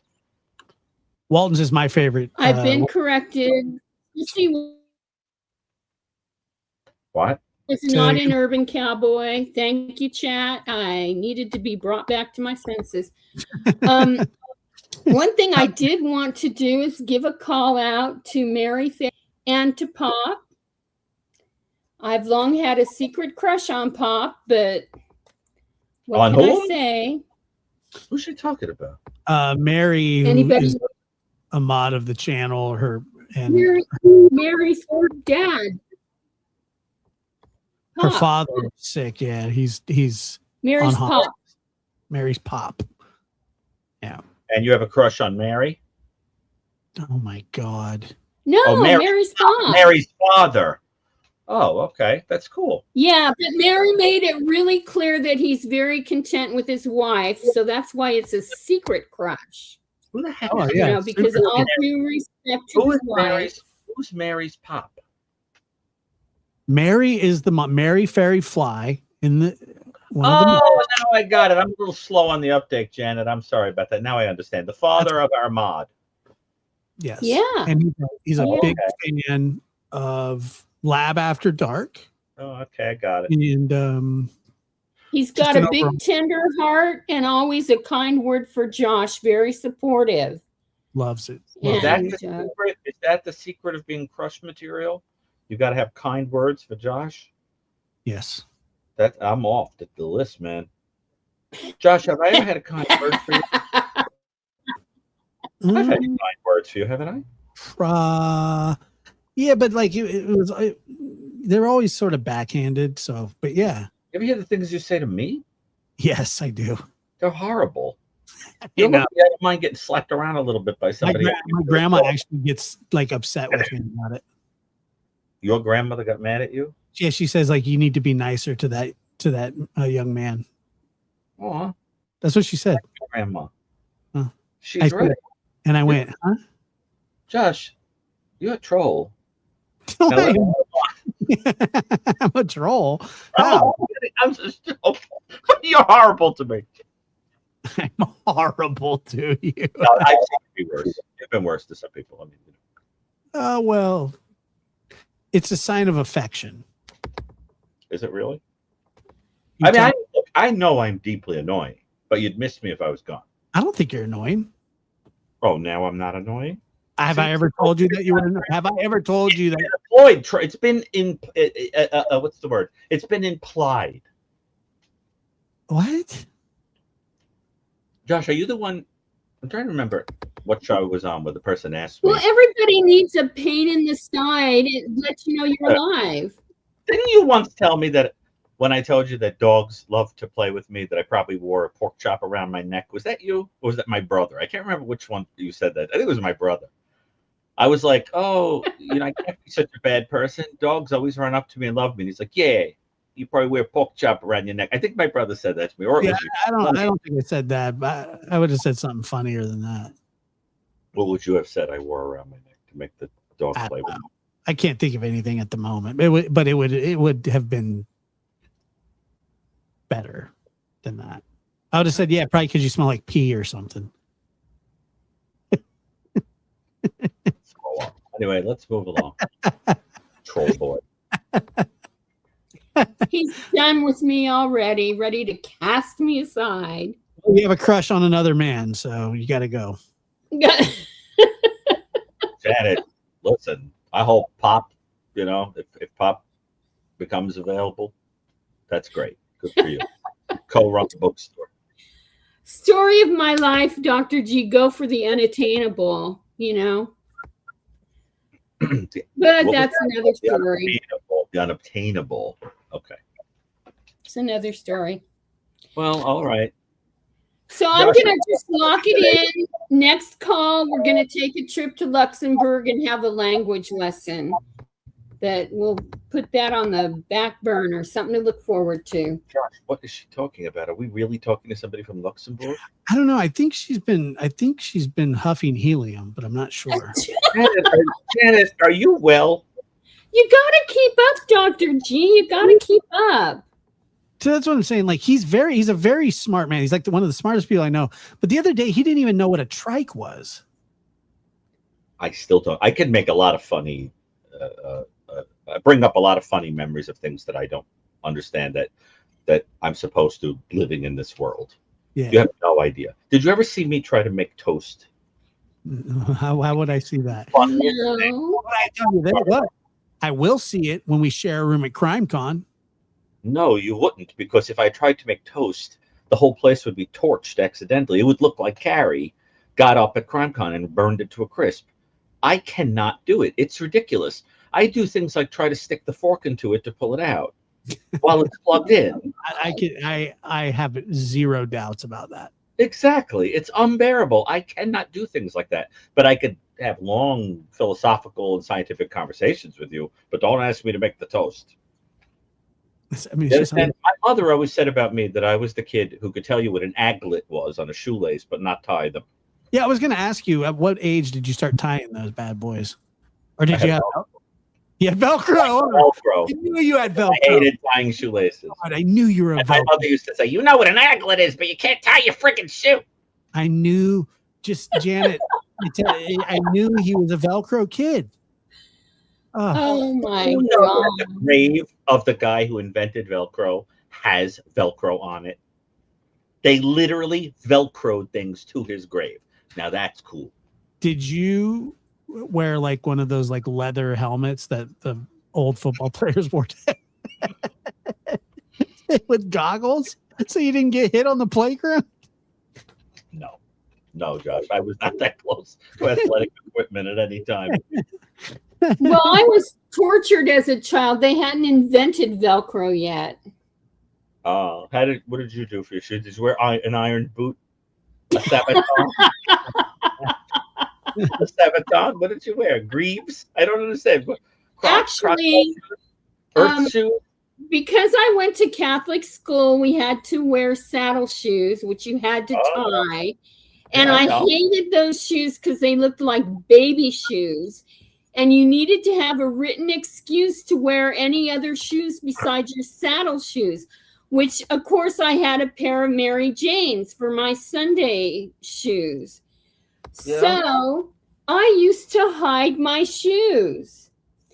The best hiding place I found was behind the curtains in my bedroom. My mother never thought to look on the windowsill What is that, Hamlet? for my shoes. Why would she not look there? That'd be like one of the first places I looked. Well, she didn't, and she would get my two older brothers in the room and they would tear my room apart. They wouldn't look tear behind my the closet apart, just looking for my shoes until it got to be too late. We were going to be late getting to school, and she'd finally sign a friggin' note and let me wear my Mary Janes. But one day she discovered them behind the curtains, and that was the end of it. I couldn't find a better hiding place anywhere, so Why don't you just throw them away? I couldn't do that. Shoes Why are not? expensive. If you didn't want to wear them so bad, you should have just set them on fire. That's what I would laugh at you. Well, Janet, thank you for this folie à toi. And we I mean, that's what it is, right? Folie à toi. The three of us in a shared lunacy. And it's always fun. I don't know what to say. I mean, Josh, is there any way for us to get back the neurons that died? Yeah, when I used to have to do the dishes as a kid, sometimes I would throw like some pots away. Janet, you are funny as hell, but I gotta tell you, after a few minutes of it, like I become worried I'm not gonna come back. It's like space psychosis. Like I don't know if I'm gonna be the same after this call. But I always appreciate when you call in. Gary, you always said you could do with a few less brain cells. It would make life easier. So I'm just trying to help you You're along. volunteering to destroy them? I think we're reaching the part of his brain that doesn't work that great. There are a lot of parts of my brain that don't work that great. Yeah. But there are still people that love me. Now let's move on ourselves. Janet, it's been a pleasure. And All right, Janet, well, I always love Janet's calls, and fun. Joey, those two, they are quite. They're going to be on the round. They're going to be on the super call round table. Oh yeah, I can't wait to do that. It's going to be fun. It's going to be like the game of Clue. Yes. Yeah, it's going to be good stuff. Moving along, Janet, thank All you. right, Janet. Bye-bye. Ciao, è stato proprio un piacere. Next. Ciao. Kelly, go ahead. Kelly, where are you calling from? Hello, I'm calling from the Southwest. Very Pleasure. good. How are you? Good. How are you guys? Doing fine. Thank you. Good. I think I lost some brain cells as well, so I'm just trying to remember what my question was. Okay. I'm so sorry. Here. That's welcome home. What kept Thank you. Thank you so much. Actually, my question, it's come back to me. I had a two-part question for both. The first part is for both of you. The second part may be a little more for Dr. Gary. Okay. The first question is, as time goes on, if either of you, if it's about the Nancy Guthrie case, I should preface that. Yes. But as time goes on, I'm just curious if either of your opinions are changing, or if the passage of time itself kind of, makes the case change in your eyes. I know that Dr. Gary, you kind of believed it was more of like a waiter type of situation with someone in the back, like a chef in the back, more conducting. So I'm just curious if either of your opinions have changed. And then the second part of the question is if, I guess lately I've been feeling a little guilt, like spending so much time on this case, like I'm so fascinated by it. I do live near the area, so I think that's part of it, but near Tucson? Close, yeah, nearby.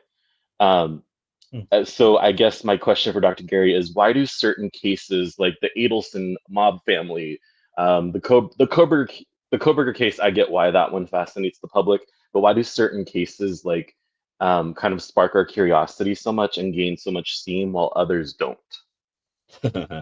I would get the Nobel Prize if I could answer that question. I mean, in some instances, I hate to say it, I think it has to do with the ethnicity and race of the people involved. I mean, the fact of the matter is, I think it's something like 95%, I think is the statistic I read, of cases that involve indigenous people don't even get reported in the media. Yeah. I mean, just think about that. I think it has something to do with but that. I think a lot of that is because it happens on like native land, and that it's underreported. I think it has to do with the fact that people have to identify to a certain extent with who they're. Well, because I live right next to an Indian reservation, like it's called, the place is called Hoopa, and there's a lot of Could people be. that go missing that just you don't even know they're missing until like I know. years down the road. They've been Most missing. of those cases. I mean, that, you know what I mean. We researched them, and I'm in the Cold Case Foundation. That's especially. Oh yeah, definitely. I know. You know, But but it is sad, and you're right that they're they're underreported. But underreported. but because I think media outlets just don't, you know. But I think that look, I learned from doing true crime TV and trying, you know, people that wanted to do pilots to get shows that didn't get produced or whatever. There are certain things that media outlets know the public just doesn't want to hear about. So, for example, very, very, very difficult to get a documentary created on a mass murderer. They know that people are not going to want to sit down and watch, you know, a multiple part special on a mass shooter. They'll watch a multiple part special on a serial killer. There's some people just have like a kind of evil that they're willing to watch. And, you know, and I just think that's interesting to think about what the psychology of that is. I mean, I suppose that when you think about a true crime audience, some of them are people that have been victimized by crime. Some of them are people who are weirdly titillated by crime and sort of oddly identify with the killer, a la Kohlberger. You know, there are all different reasons. Some people just like a puzzle, you know. So I think the case has to have certain elements. Like the case, I understand it because the drama of being killed in the middle of the night and the dark. Good looking helps. Well, I mean, I hate to say that there are cases where it's obvious. I mean, there's no denying it. Jodi Arias, I find her as dull as can be. I think she's just like she's the worst and like so blah. And people are like, oh, she's so fascinating and interesting. And I just find her. There was a whiff of that also with Casey Anthony. Of course, yeah. Scott Peterson. Scott Peterson, good looking. His wife was good looking, and you know they were from an affluent neighborhood. But you know the fact of the matter is, if you can put somebody on trial like on TV and they're attractive, people tend to watch. Casey Anthony was very pretty, especially when it, you know, then you find out what she did or what, you know, what she was accused of, and you're just like, she's the devil. But yeah. But the fact of it is that looks play a huge. Well, I think it has something to do with the idea that it helps the audience forget that these aren't actors. They think they're watching like CSI or something. You see what I'm saying? I mean, it makes it. You think it's just good television. These are human beings, and you know, and I think there is something to that. That like, if it's going to be on my TV, it's got to entertain me. You know, popcorn. You know, it's got to be interesting to look at. And I think that there's something to that I find very disturbing. I really do. And you know, but it's a very interesting question. I think that's worthy. Well, here's one. Think about this. And I just saw this, Natalie Holloway. Now, there will be some people in the chat and watching this that would say, you know, if you say, who did Joran Vandersloot accused of or admit to killing? And people would say Natalie Holloway like that. Stephanie Flores Ramirez does not come to mind immediately at all. She's a Peruvian lady. Why? I couldn't tell you. But fact of the matter is, most people don't even know her name. They know that he killed another woman. Yeah, but you say states names backwards and stuff. So that, I mean, I get, but I'm saying like that's just the fact. I'm from Croy Wen, by the way. What's that? I'm from Croy Wen. Yeah, I know you are. I can tell. I can tell by the way you talk. New York backwards, Croy Wen. Yeah, I know. Mm-hmm. He has to explain. Kelly, he has to explain it to me like I don't know what he's doing. like it's pig Latin. Like it's like, oh, ik pay, oh, play, do, you know, come on. But Dr. Gary has to the first part of the question, you've been pretty agnostic during the Nancy Guthrie case. So I like that question, actually. Yeah, because I think that anybody who thinks like a scientist always has to have a hypothesis that's being reshaped. If someone says, no, my theory has not budged, like, avoid that person, because that's not a good scientist. What the person should say is, I had this theory until new information came out, and then I altered it, right? And what I think is that as time goes on, first of all, the technology that they're depending on, just don't have any fantasies that we're going to instantaneously get answers. That's the first thing. I mean, that sort of deconvoluting of the DNA to try to hit that sweet spot of 40% of individuated, DNA, that could take like a year. That's not easy. That's the first thing. So it's going to take a while. But no, my idea is that as time has gone on, I cannot be convinced at this point of anything other than one of two hypotheses. Either this was an abduction for money that went south, and then they tried to get the money anyway, or the entire thing is one big gigantic red herring to throw off the fact that somebody who knew her intimately or in a passing way, like someone who worked with a family member or worked with her, some passing connection, wanted her out of the way and made it look like something it wasn't. It's one of those two things. And everything else to me is like a stretch. And I've heard a lot of stretches.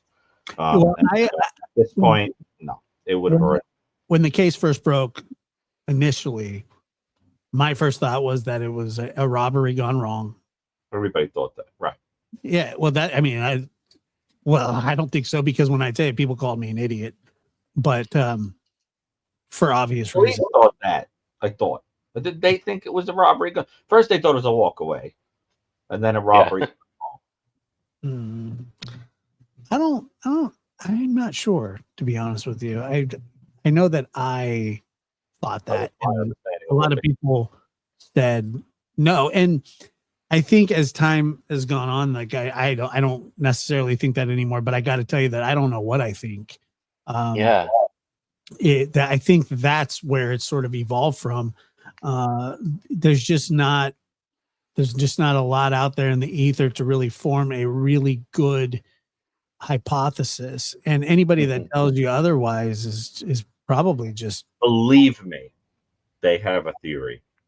I'm telling you, probably have a theory, and they're giving the person enough rope to hang themselves, because you have to understand that you cannot in 2026 not somehow screw up and leave a trace of yourself.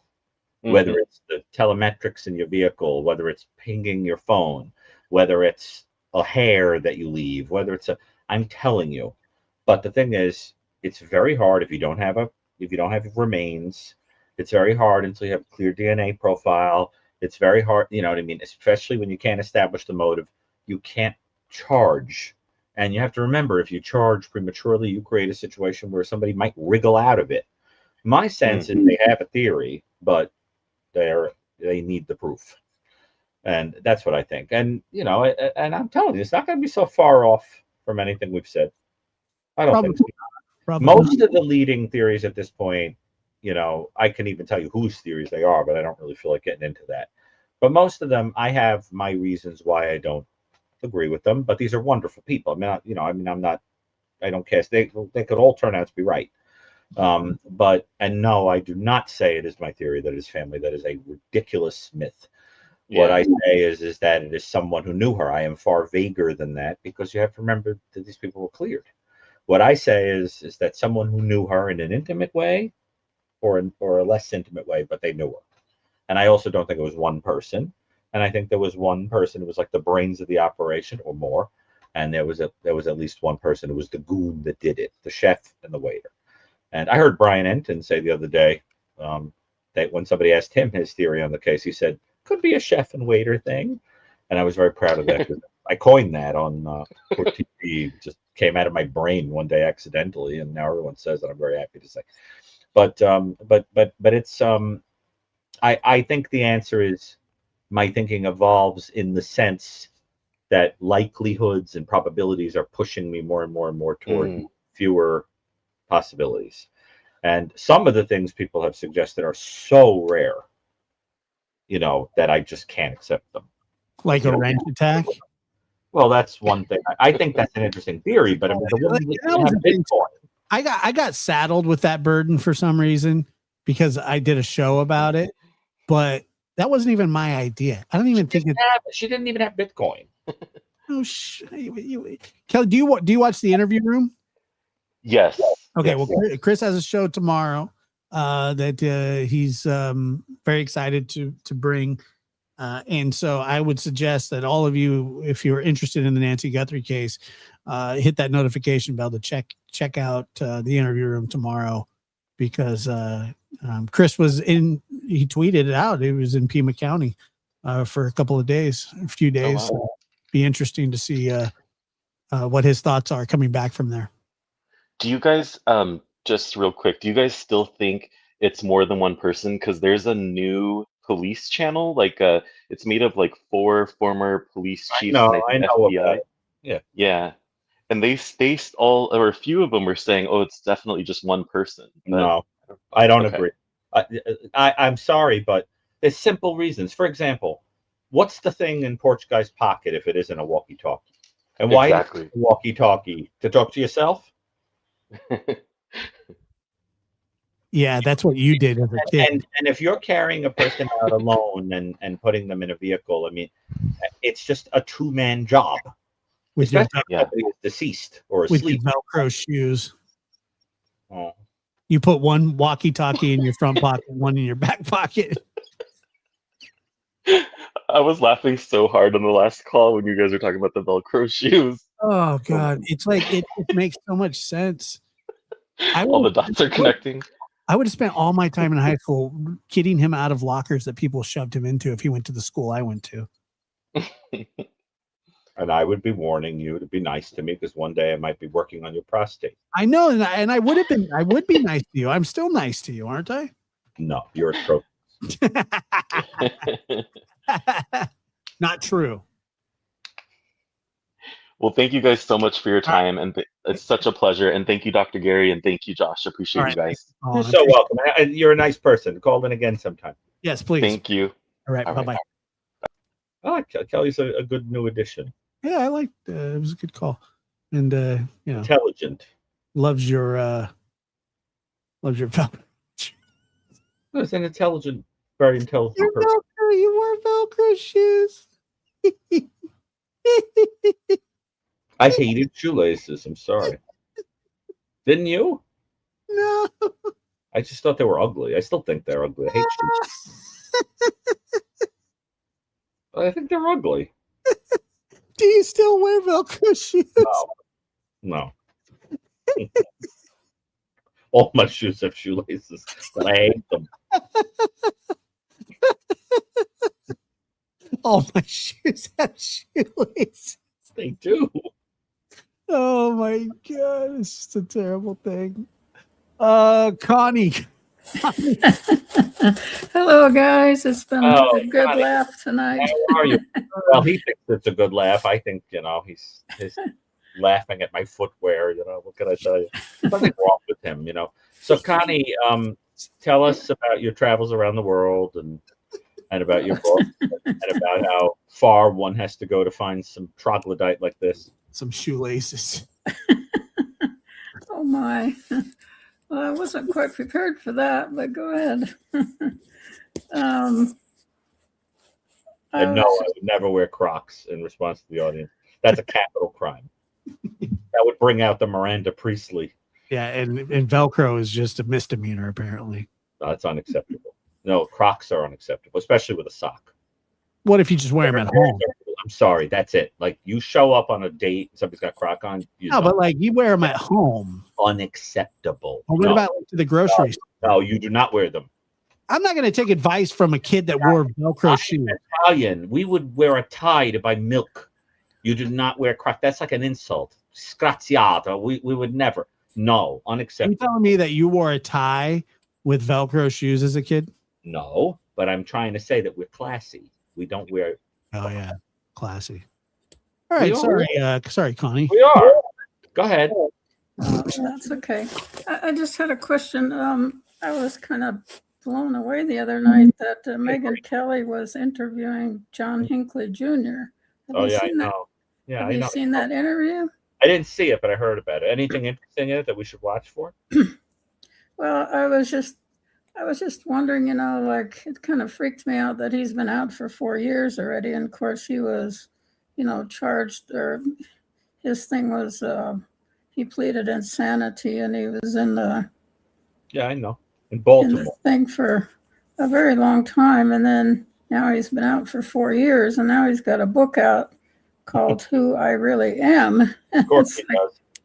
And it's like, what do you think about that kind of a book, and kind of the idea of it kind of freaks me out that yes, he's supposedly cured and whatnot, but what if he has a relapse or something like that? Oh, there are things I won't share that people have told me that know him, but like people that wrote to him and stuff. But I'll just keep it to myself. But I only know that I don't know. I'm curious. Actually, I think it's an interesting topic since you're an author and I'm an author, and Josh has strong opinions on such things. Josh, how do you feel about Hinckley? And you remember who he is? Yeah, he's the guy who shot Reagan. Because he was obsessed with Jodie Foster. Yeah. Okay. So my question is, based on what Connie is saying, how do you feel about the idea of Hinckley being able to write a book? I don't know how I feel about the thought of somebody who shot a president for getting out of prison.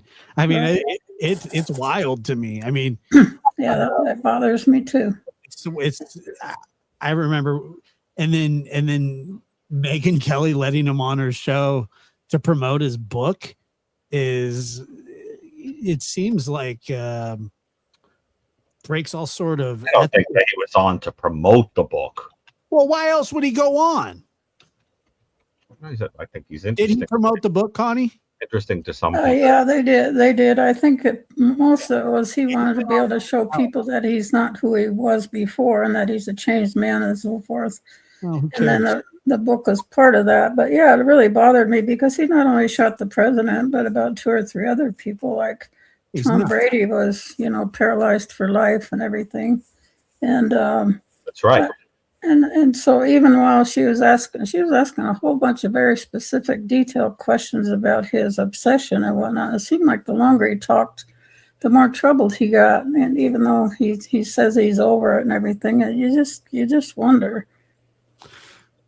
Look, that story, like I said, the fact that he I'm just shocked that he was able to get out of prison. Me too. And I mean, how could you trust this guy? Look, I have problems with my own father getting out of prison. I mean, it's not. I mean, it doesn't make. I'm asking you, Josh. I wanted to know, like, if your father wrote a book, how would you feel about that? I would be furious about it, and I don't think he's allowed to. But I don't even know if he can read really well, so I have no idea. But it's asinine. He should not be allowed to do that. He shouldn't have been allowed to do it. He shouldn't be able to profit from the crime that he committed, and nobody should. Nobody should be able to profit from the crimes that they commit. And I you know what he originally was thinking about doing, by the way? And Megyn Kelly sucks for letting him on her show to promote his stupid book. Right. Well, I don't know if it's. Well, obviously, it wasn't totally to promote a book. The conversation was fairly interesting, but I agree with you. It's like, he shouldn't be able to profit, and he shouldn't have ever gotten out. And I thought of you.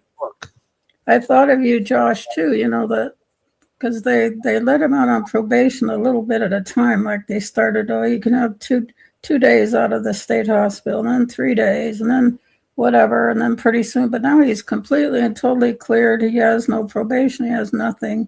He's been basically declared cured, and it's like, wow, that bothers me because It's even dangerous. for what he's done, I think he should be in prison the rest of his life. But I thought of you, Josh, because of the whole idea of your dad being paroled and everything. But It's crazy. They're letting so many offenders out now. It's not, it's not just me and my family anymore. I'm learning about all these people that are just, Joey was talking about it earlier. There is the laws have become we used to have very strict, sentencing laws. yeah, And it has gone by the wayside in a hurry.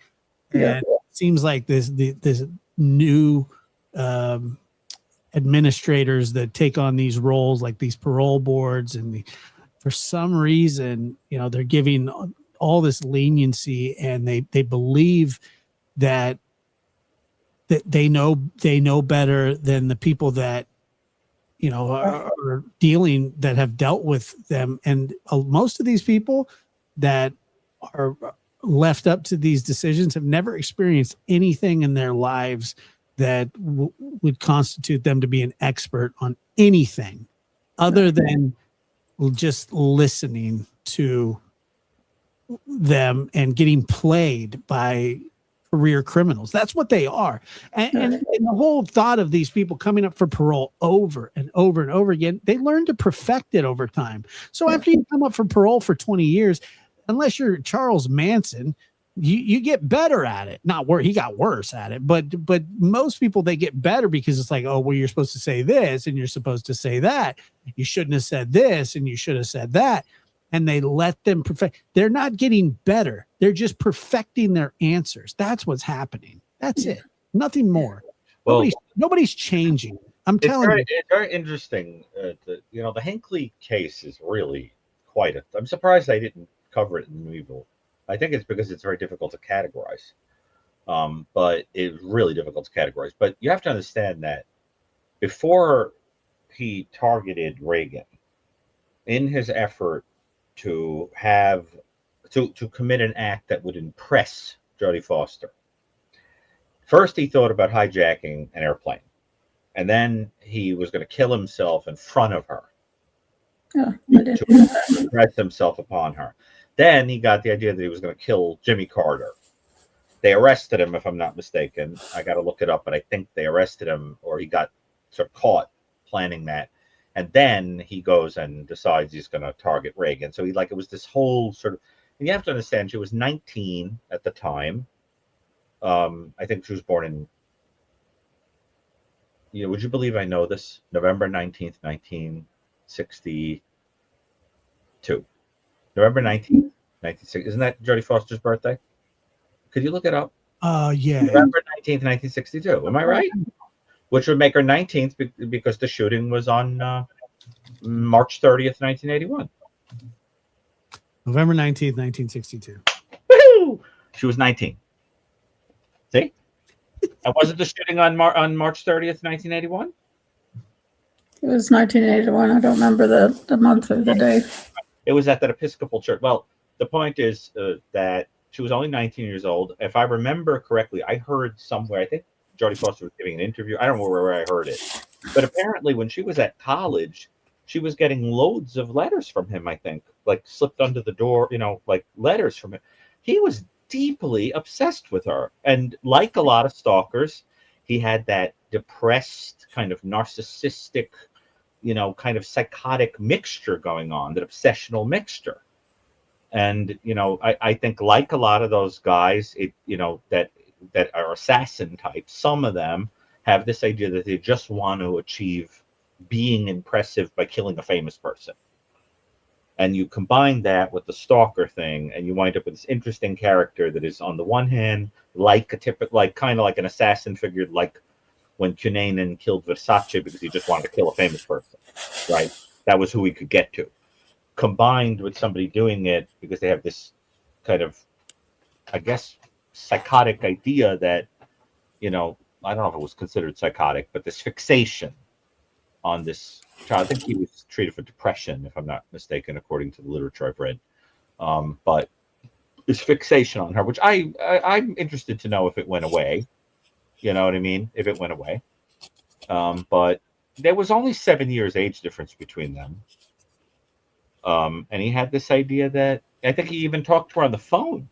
He did. Yeah, he did. He had this idea that he was like, had a special, I mean, it could have been what they call like an erotomanic delusion, where you think that a person's in love with you, but they're not. There's some of that maybe that went on, but I don't know. But an erotomanic delusion is like you go to a book signing and you meet, a famous person, you shake their hand, and then like you think they're in love with you. That kind of thing, right? Yeah. I had a person I knew out in the world, I used to see in the library, who told me many times, who writes me letters? Pope John Paul. And I used to say, okay, that's great. No, Pope John Paul writes me letters. And then one day I was like, you know what? Bring the letters. I can't take it anymore. And I brought this letter that was basically a form letter. Like, you could tell that he had written, and then the response was like, Dear Sir, the Holy Father will pray over your letter. We appreciate it very much, that kind of thing. And then you'd think that the person like cares about you personally. Well, imagine that in terms of thinking the person's in love with you. And so it was really a very, very disturbing case. And, he was treated at St. Elizabeth's, which famously at St. Elizabeth's, which I don't know why I said Baltimore. He was at, it was in D.C. Elizabeth's in D.C., famous in D.C. And I think a case could be made. Like, he was really honest to God, seriously disturbed, Josh. Who, Like, Hinckley? Hinckley. Yeah, wasn't he found not guilty by reason of Like, insanity? honest to God. I mean, if anybody was disturbed, I mean, he was. And you think that that's curable? Oh, I'm not saying that. I don't know anything about his treatment or his prognosis. Or anything. Another example of somebody who I think it's been demonstrated authentically was unwell was Robert Bardo, the one who killed Rebecca Schaefer. I don't know that case. You remember Rebecca Schaefer from My Sister Sam? No, I don't remember that case, to be honest with you. Attractive actress. She was shot by an obsessed fan. Hmm.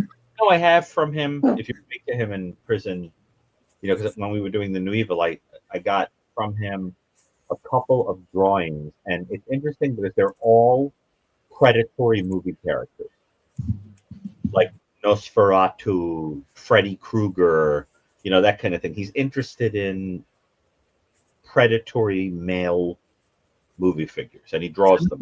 The movie Freddy Krueger never, like, the movie itself didn't scare me, but the idea of it was terrifying. Oh, yeah. Absolutely terrifying. So let me ask you this, Dr. Gary. You're often asked to evaluate people and whatnot, and I assume you probably go to trials, right? So, like, have you ever had that fear, like, oh, I'm going to, call this person okay, and that, has it ever happened to you that then they went off and did something terrible? Well, I think more generally speaking, not just involving situations where I've gone to a prison and evaluate somebody where it winds up in a forensic report, but more generally, every risk assessment I do, every time I evaluate, there's always the idea that you want to make absolutely sure that you're very sophisticated in your risk assessment. And, because you really it can't be as simple as some people do it, right? Like, you going to hurt anybody? Okay, no, good. It has to be sophisticated in terms of really understanding risk. And, I think that's the problem with a lot of clinicians and a lot of experts, is that they have a more binary construct in terms of risk. I have to tell you, I don't want to jinx myself, as they say, but I got to tell you, I've never really had a situation where I called that somebody wasn't at risk and then something happened. I think I've been very good throughout my career at knowing when somebody was not safe. Word to the wise: if they wore Velcro shoes as a kid, deny. And I wanted to. They just didn't like shoelaces, Josh. Before I forget, I wanted to wish Josh a happy Father's Day. Oh, and you get to be my age now. I've got 3 kids, 2 grandkids, and now I got a great grandchild. So that's pretty interesting. Awesome. That's wonderful. Yeah. Well, You thank keep you. Yeah, I'm looking. DNA line going. Say again? You keep that DNA line going. Yeah. So anyway, talking about shoes, this is kind of a whole different approach, but I always think when we were in New Guinea, we were working with Bible translators and whatnot. And, it's so interesting, like how Dr. Gary could probably relate to this because of having a study for the priesthood, but like how do you translate certain things in the Bible cross-culturally? So for example, how do you preach that verse, having your feet shod with the preparation of the gospel of peace? How do you preach that to people who wear no shoes? That's interesting, isn't it? Yeah. Well, how did you do it? Did you show them a shoe? I don't know. I wasn't involved in all that, but I'm just saying that was one example that the translators talked to us about, like, some of the challenges of translation into other cultures. Yeah, I'm fascinated by the idea of a word that doesn't have the same semantic quality between languages, like when they try to translate a great author's writing, or the sense of a thing can be so different in another language. It's fascinating. I'm also fascinated by the way people conceptualize a construct. I'll give you a simple example. I remember learning once, and I'm annoyed that I can't remember what indigenous language it is. I don't remember which Native American language it is, but in English, when we talk about something that's in the past, we go like this. 3 years ago, like it's behind you, right? But in this language, when they talk about the past, they go like this, that it's in front of them and the future's behind them. And the logic is the past is clear to you because it's already happened. So that's what's in front of you. And what hasn't happened yet is what's behind you. And in English, we go like this because we think of it like a road, like it's linear. I'm advancing on the road and that's behind me, right? But I think their idea makes more sense. That kind of stuff fascinates me. And it looks like somebody's suggesting the language it is. But I think that kind of thing where the sense of a thing doesn't translate is very intriguing. And so I appreciate that point. I never thought of that about shoes. That's cool. Yeah. All right. Well, I always love when you call in, and I'm glad we've become friends to you, that you call in all the time, and I hope it sells the books for you too. Yeah, thank you so much. Yeah, I'm feeling more comfortable calling in, and I just really wanted to share that, get your read on the whole Hinckley thing. Yeah, we're not so bad. I mean, Dr. Gary's a little rough around the edges sometimes. But. I see one lady was saying something about Jesus not wearing shoes, but he wore sandals. And so, that there's that whole reference, but how do you preach that, right? If the people wear no shoes at all or sandals. Good point. Anyway, thanks. Thanks, Connie. Good night. Good night.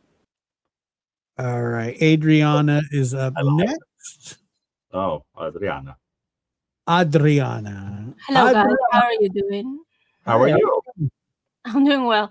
I just, since Connie was just here with us, I wanted to mention that I looked up her book on Amazon, and you can get the paperback, or if you have a Kindle subscription, it's actually free. And I believe she does get some, I believe in Kindle, if a book is free, as you read it, she might get compensated by it. But very cool. I think that's great to know. And I brought a poem. Good. Josh, will you keep the comment? Look at Josh's. Because I'm trying to actually, responding to it. I looked up this poem, and I hope Josh likes it. So that's why I looked. Josh, will you remove the comment from the screen? It's driving me crazy because I am 48. Get it off the screen. I did that just to annoy you, right? I know. Get it off the screen. I know you too well. Go ahead. Poetry time. All right, so I'm going to go ahead. All right. She tenderly kissed me, she fondly caressed, and then I fell gently to sleep on her breast, deeply to sleep from the heaven already of her breast. When the light was extinguished, she covered me warm, and she prayed to the angels to keep me from harm, to the Queen of the Angels to shield me from harm. And I lie so composedly now in my bed, knowing her love, that you fancy me dead. And I rest so contentedly now in my bed, with her love at my breast, that you fancy me dead, that you shudder to look at me, thinking me dead. But my heart, it is brighter than all of the many stars of the heaven, for it sparkles with Annie. It glows with the fire of the love of my Annie, with the thought of the light of the eyes of my Annie. Because I feel that in the heavens above, the angels, whispering to one another, can find among their burning terms of love none so devotional as that of mother. Therefore, by that sweet name I long have called you, you who are more than mother unto me, and fill my heart of hearts, where death install you, in setting my Virginia's spirit free. My mother, my own mother, who died early, was but the mother of myself, but you are mother to the one I loved so dearly, and thus are dearer than the mother I knew, by that infinity with which my wife was dearer to my soul than its soul life. So, Is that Poe? yes. So I like, obviously I have a deeper like admiration for things that are, you know, talk about mothers and things like that. So I mean, and plus you reading it is 10 times better than Dr. Gary reading it. But yeah, yes, I do like that one. I have heard that one before. But you know, you hit a tender spot with me. So, but I did like that one actually. My Let's favorite. go. Yay! I got to. You got something out of him, huh? Yeah. I'm Wow. sorry. Can you? You got something out of him. I can't believe it. Yeah. That's Yeah. good Well, for you. I also identify with the poem as well, but although it does talk about mother a lot. Yeah. But So you're anyway. a poetry fan, Somewhat. not like Dr. It Gary. depends. Depends. You know what my favorite poem is about motherhood? Oh, which one? I love On Children by Khalil Gibran. Do you know that poem? I haven't read it. Oh, you should. Josh won't let me. No, but you should. I love it. All right, read it. Beautiful. It says, and a woman who held her babe against her bosom said, "Speak to us of children."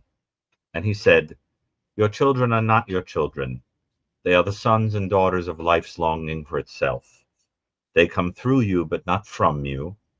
And though they are with you, yet they do not belong to you. You may give them your love, but not your thoughts, for they have their own thoughts. You may house their bodies, but not their souls, for their souls dwell in the house of tomorrow, which you cannot visit, not even in your dreams. You may strive to be like them, but seek not to make them like you, for life goes not backward, nor tarries with yesterday. You are the bows from which your children, as living arrows, are sent forth.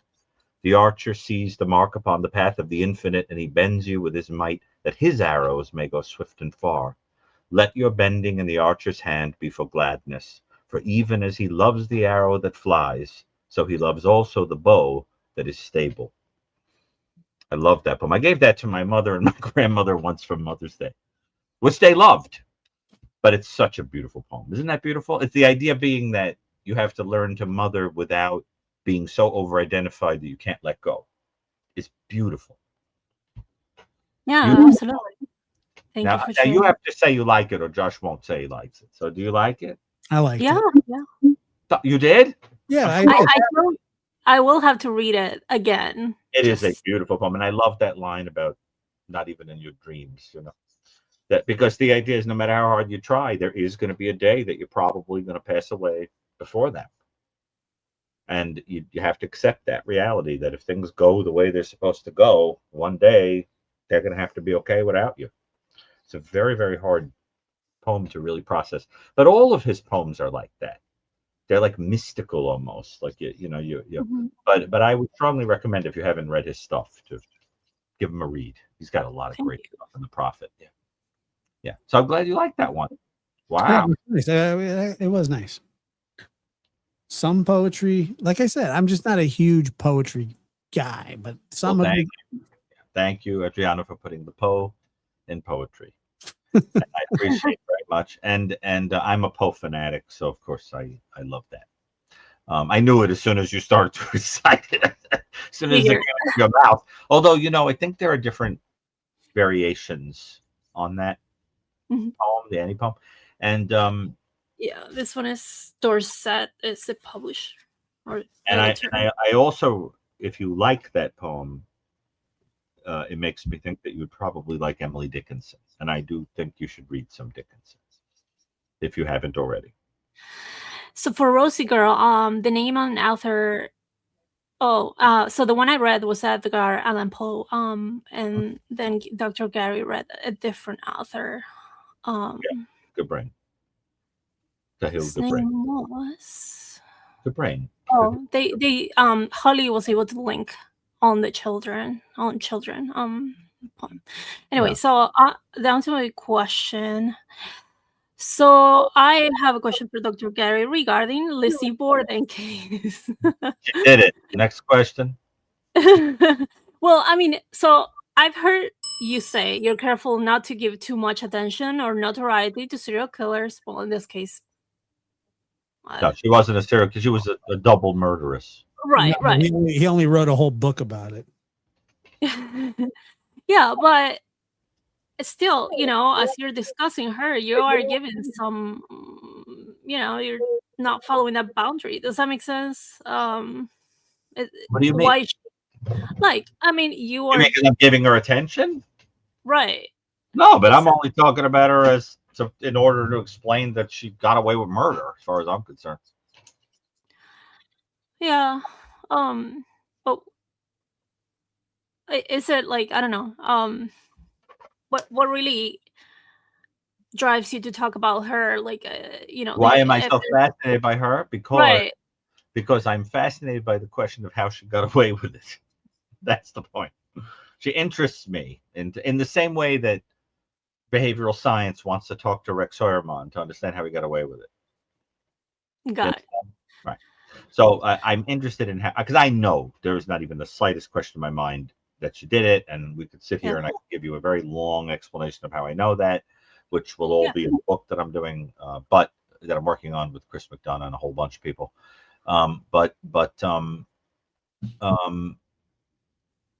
Do I have an issue with talking about her? No, I know that she's become like a pop icon. I mean, you know what I mean? I mean, there's people who have T-shirts with her on them. So I mean, she's a pop icon because she's like, sort of like badass, woman who supposedly took, power by standing up to someone that might have been abusing her. It's the way some people kind of think of her, that kind of thing. But I don't see her that way. I see her as a schemer and a selfish murderer.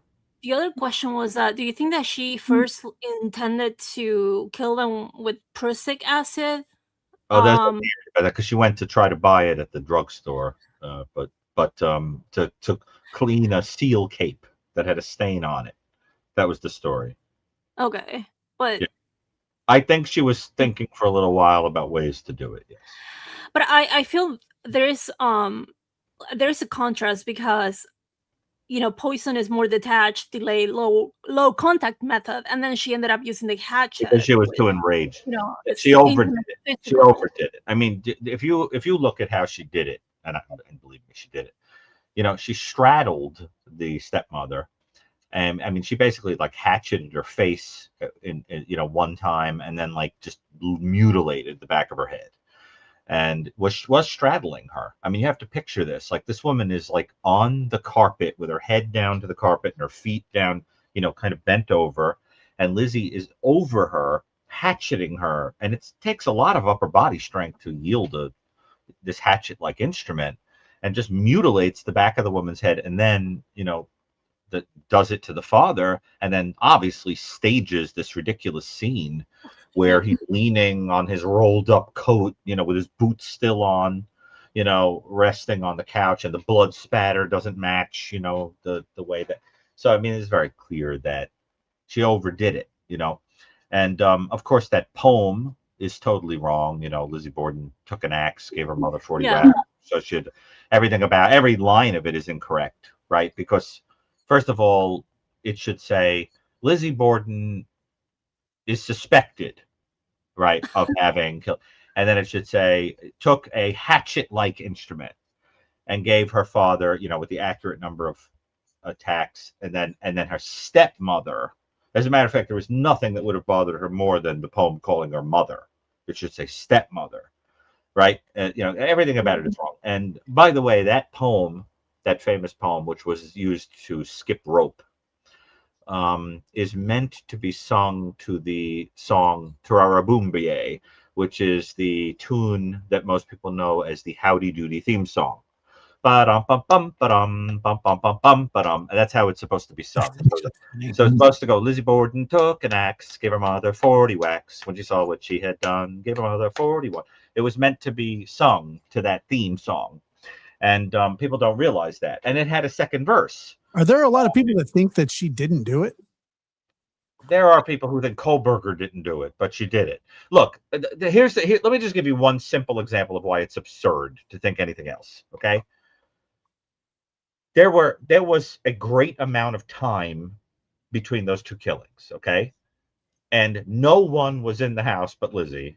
And outside is Bridget cleaning the windows, who saw everybody who would have seen anybody coming in or out, okay? And if there was a killer in that house, they would, number one, not have killed Lizzie, even though she was the only young woman in the house, right? No reason to. Didn't kill her. And secondly, would have had to hide in the house for a great length of time. And if they were a lunatic, which is what was being proposed, this disorganized, crazy person with no motive at all is not going to hide quietly in the only place you could hide in the whole house, which is a tiny little closet in which you'd have to crouch. Okay? Didn't happen. You would have to be hiding in that little thing for a long time. And the door had a lock. Yeah, I mean, of course. So it's so ridiculous. So obviously what happened is she did it and it never even left the house between the killings. And what I think is that, people who want to come up with some other way of doing it are going to find a narrative in which she's not killed, but she did it. And, also there was testimony that when they came looking for the stepmother, who was dead up in the landing, right, in the room that Uncle John Morse had slept in, and she was fixing the room up. You have to understand that they came looking, and Lizzie was standing, right? The father's dead. They don't know where the stepmother is, right? They don't realize she's dead upstairs. Lizzie is standing on the top of the stairs with the dead woman in the room next to the staircase. I've been to that house. And they look up at the stairs at her, and she's like, I don't know where she is. I don't know where she is. The woman, she's dead in the room with the open door. She goes, I don't know where she is. She must. It was as cold as hell. Believe me, that was a cold-blooded lady. And everything to her advantage to get things thrown out that would have been necessary in court to convict her. And I'll tell you the thing that when I researched it for that chapter, that was the most egregious, and there were many things, not to mention the fact that the freaking judge had been elected by the right. So, by it was a relationship between the defense attorney and the freaking judge. But this is the thing that really bothered me the most. So they sequestered that jury, okay? And when those jurors went in, there was a story in the newspaper about a similar hatchet murder, which turned out to be committed by a Portuguese immigrant. And there was a lot of anti-Portuguese sentiment in the area because that's the immigrants were mostly Portuguese living in that part of town where Lizzie lived. And what happened is they found out that guy that they were accusing could not possibly have committed the Lizzie Borden murder because he was out of the country. He was out of the country. And they did not tell the sequestered people that they ruled him out. So the sequestered people went in thinking there's a lunatic hatchet murderer immigrant in the area, and that's probably who did it. And if they had been told that information, they would have a very different idea about that case. You understand? Messed up. But and then they threw out every single piece of detail that incriminated her piece by piece. And she was a wonderful actress. She wore all black with a little bouquet. They brought in the skulls of her mother and father, and she fainted. Oh. She was a BS master BS artist. I don't even know if there's an equivalent case of someone that big of a BS artist I can think of. But she got away with it, and her life was a misery afterward because everybody knew she was guilty. It's like OJ. She was like, well, yeah, but everybody knew OJ did it. Come on, man. Did you think for a second OJ was innocent? His life was miserable after that. I mean, he, famously after, he threw the party after he was acquitted, he had a party at his house and stuff like that. And if I had it, wrote that book. And then he called in for a reservation at a really famous like Nobu or something like that. And they were like, is this OJ? And he's like, yeah, I just got out of, blah, blah, blah. And he's like, yeah, I heard. And he's like, I need a room for 30. And he was like, OJ, I don't really want you coming to my restaurant anymore, and hung up the phone. Really? And, yeah. That was the day that he was acquitted. I didn't know that part. Yeah. That's messed up, man. Yeah, the restaurant said, no, we don't want you here. Well, it doesn't shock me. That story doesn't shock me. Me neither. I also noticed that based on the fact that it's my understanding that in domestic homicides, typically they set it up for someone else to find it, and Lizzie Borden trying to tell someone else to go check for the stepmother so they can actually come across it. How about that a couple of days before the murders, she goes to her friend and makes up a story that her father's got an enemy who wants to kill him. Yeah. And you know why she did that? Because she knew damn well she was going to kill. She needed a cover story. It's a typical elimination murder where you stage it to look like somebody else did it, but you're not sophisticated enough to stage a robbery or a sexual assault. And the thing is, she left a freaking ring on the father and money in his pocket. Tried to claim it was a robbery. I think that's what I'm trying to tell you. There's a little whiff of that going on, and in some contemporary matters. Where there's that kind of, someone kind of knows you and they got to make it look like a stranger. I think there's a little of that going on in the Guthrie case. Someone who knew her in some way. And, in some passing way at least. And that's what you do. You always make it look like a total stranger broke in. I think Murdoch has that going on with the staging of an outsider. Susan Smith.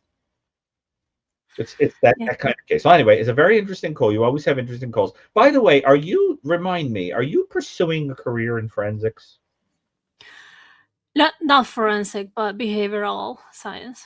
You're not interested in forensics?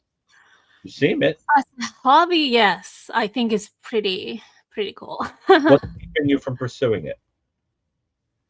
Well, I really love neuroscience and you can connect those two things. Yeah, you could say so as well. As of right now, I'm just working with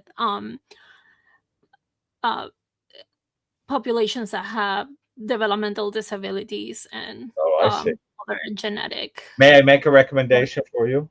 Look into the work of Dr. Abigail Marsh, who is the only person I'm aware of, a neuroscience inclined person, who is doing the only study I'm aware of watching children with psychopathic traits over time by running MRIs on them from childhood on, to look for brain changes associated with psychopathy. Fascinating person. I was on a show with her for Science Magazine with Michael Stone a long time ago. It's very funny to watch it because it doesn't even look like me, but she is on that show and she is like brilliant on it. I loved her. And she wrote a great book about altruism, which you should read also. But I think she's great. Abigail Marsh. Look her up. And reach out to her. See if you can connect with her from a research perspective. Sounds good. Well, thank you so much, guys. I hope you have a great night. You're welcome. I love listening to Adriana. I love Adriana's accent. I can listen to it too. It's very good. Yeah. All right. We're going to go to... Doesn't Adriana have a great accent? Yeah, definitely. It's a great accent. Let's see. Chloe Jade. What's up, Chloe? I think you're muted. Hey, y'all. Can you hear me? Sure can. Hey, y'all. How are you? Hey. I love when people say y'all. Have you ever called us? Y'all. I'm Have a y'all Florida girl. I'm a Florida girl. So have we y'all see ever y'all called down us here. before? I don't think Chloe's called before. No. No, I've never called, but I keep hearing like another person talking about Lizzie Borden. That's weird. That's I'm in the a weird earlier spot. in the show. Yeah. Unless you're having a paranormal experience. There's like some sort of yeah. Josh, can you hear me? I can. I can hear you, but Dr. Gary's delayed to me. That's I weird. wonder what that is. I am I delayed. don't know. Very delayed. He wore Velcro shoes as a child. Yeah, you know what? I Delayed. actually have Velcro sandals I wear, Josh. Yeah, but those are sandals. They're cute, but they're really cute. Chloe, this- have you this ever shit- talked to me before? Because there is No, I want to talk to Dr. Gary, but you're so delayed right now. For me, It's a fact. something's weird's going on. Hold on. She's got to mute the device. Do you have any other devices going? I have. Hold on. I'm gonna exit out. I had YouTube on my phone, but I still hear him on there. This call is giving me flashbacks to when I lived in Florida. How long did you live in Florida for? A while. Bro, Long enough to see a couple of I'm Velcro a Florida sandals. girl, but like, there's still another person talking that I can hear Dr. Gary talking to. Isn't that weird? Everybody said there are people saying that I can't hear an echo at all. Can you? She's got Yeah. other, Should I exit out and come back? Will you let me back up if I exit out? And just make sure whatever your My TV's off and my phone's off, so it's just I'm on my laptop. exit out and come back, and then we'll Okay, see. I'll exit out and come back. All right, this is weird. All right, because I'm used to going on panel. You know that. I'll be back. Sure. Yeah, no problem. And you know Chloe? She's a mod. Is that how I know the name? What's Chloe's name in the chat? Chloe Jade. Oh, okay. Got it. You want to hear something funny? When I lived in Florida, I hope nobody hears this. When I lived in Florida, no joke, I had a neighbor that looked exactly like if you dressed a manatee up as a lady. Exactly. Imagine a manatee, like when E.T. dressed up like a lady. Picture a manatee with a little wig and a dress on, and it was the lady who lived near me. I'm just saying. She the love of your life. Josh, I was horrified by this person. A manatee. Yes, and I want you to know, just to add to the humor of it, and it is true. Do you know that there was a theory for a long time that mermaids, that would make you leap out of your boat because you thought there was a beautiful woman in the water and she was a siren that destroyed you? There was a theory that early sailors might have been encountering manatees poking out of the water and thought that they were heavy set, mustached, but comely women, and throwing themselves at the manatees. And all you do is think of this story because the freaking lady was a manatee. I think she died. I shouldn't say these things, but she looked just like a manatee. It is what it is. Anyway, just saying. Is she gonna come? I think she. I know I have crazy stories, but you have to understand it's because I have always seen the weirdest things as interesting, and that's what I remember. Like, I don't remember the boring stuff. I like those stories that are just so out there that they remain with me for life. But it's true. She did, honest to God. She looked like a manatee. Oh, hell yeah. Let's see here. Crazy. The guys who jumped in after the manatees probably had scurvy. That's so true. And rickets, too. Rickets. Crazy Buck says, Dr. Gary, have you read Man's Search for Meaning by Viktor E. Frankl? Yes, I wrote a paper about it, actually. I know I recommended it years ago. It's amazing. Josh read it. I did. Certainly. Josh read it. It's like, Josh, you read that book. I read that book. Yes, one of the best books I've probably ever read. It was amazing. That she swam with manatees. I'm so jealous. One of the honestly, that book takes you through everything, and what a life he lived, man. I got to tell you, special book. One of the saddest parts about that book is when they're talking about the when they were in camps, you know, and they would get those like tickets where you could buy soup. You remember that part? Yeah. And you would say like you would save the tickets for soup, but you could also buy cigarettes with them.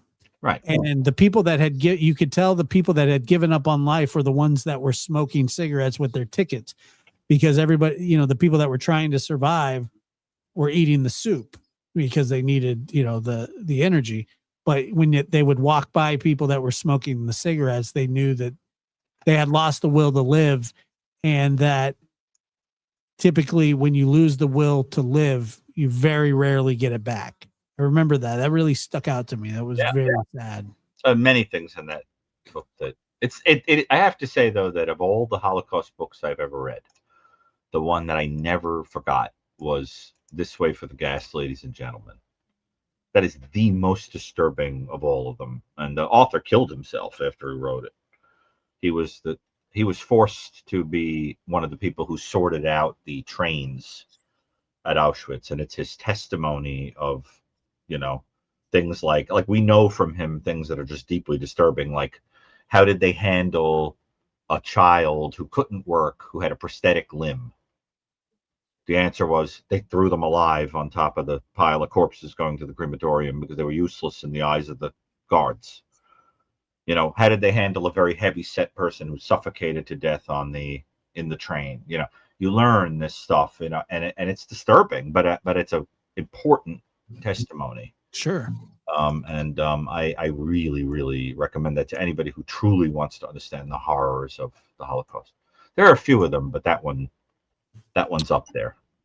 Let's see. Jovi says, Josh, I don't know if you've addressed the scientists going missing, but my mom and dad worked at the laboratories in Los Alamos, New Mexico, and I was raised the secret city. I've talked about it a little bit. You know, I think each case, I don't think that there's like some grand conspiracy that happened to all of them. I think very individual events were going on there, but I do, whenever I hear about Los Alamos, I always think about who's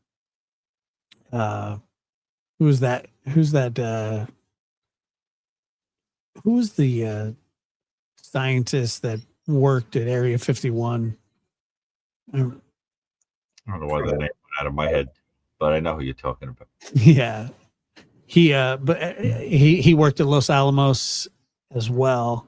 God, what was his name? Bob Lazar. Yeah. Oh, yeah. Yeah, Bob Lazar. And so I don't know, a lot of sketchy stuff goes on in those. Do you know I'm going to get lit up for saying this, but I've never seen the movie Schindler's List. What? I know. Okay. Is that weird? Is that weird? Yeah, it's weird. Like required viewing for life. I know, but it's just like I just don't want to see it. That I can understand. It's very, very moving. It's not like I go, oh, I just never wanted to see it. It's just like, I don't know. Let me see. Is the link on? I'm sorry. Hold on.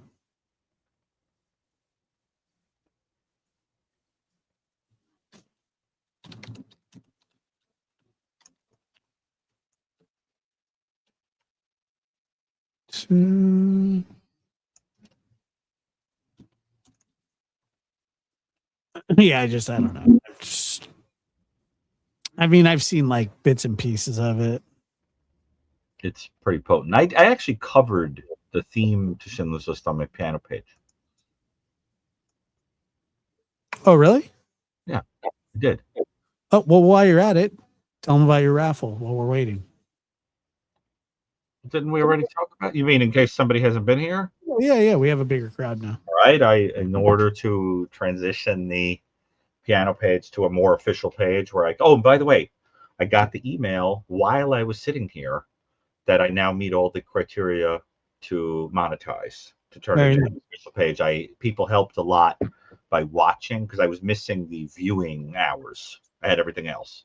So now I can actually have an official monetized page. I'll have to talk to you about what the heck to do that. Yeah, I'll help you. And that means I can have subscriptions, and I'm going to learn how to do live streaming, and then I can do live concerts, which will be, to raise tips or whatever, and for fun and whatever, but do something other than talk about murder. And so one of the ways that I'm putting together the extra, the few bucks it'll cost for things like microphones and cameras, things like that, was I did a giveaway of books that Michael Stone and I used when we did The New Evil. There were hundreds of books that we needed for that. You will not believe how many citations are in that book until you actually get a copy and take a peek. I think we covered like 435 cases in that book, which is crazy. And what happened is when Michael passed away, he left me his library, and there were a lot of overlap. There was a lot of overlap. So some of the books are like my copy, because I kept Michael's with his notes and things, or some of them are Michael's and I kept mine for whatever reason. And Josh, did you just send me a message? Yes. Okay, because I don't feel like looking at my phone. And so I did 6. There were winners, and now there's 6 more. And if you go back to the beginning of the show, you'll see I meticulously go through what they are. Or you can go to the piano page and see under the posts the 6 books, and anybody who makes a donation to the piano page of the small amount that is indicated there is entered into the drawing, which I will do tomorrow at 10 p.m. Tomorrow?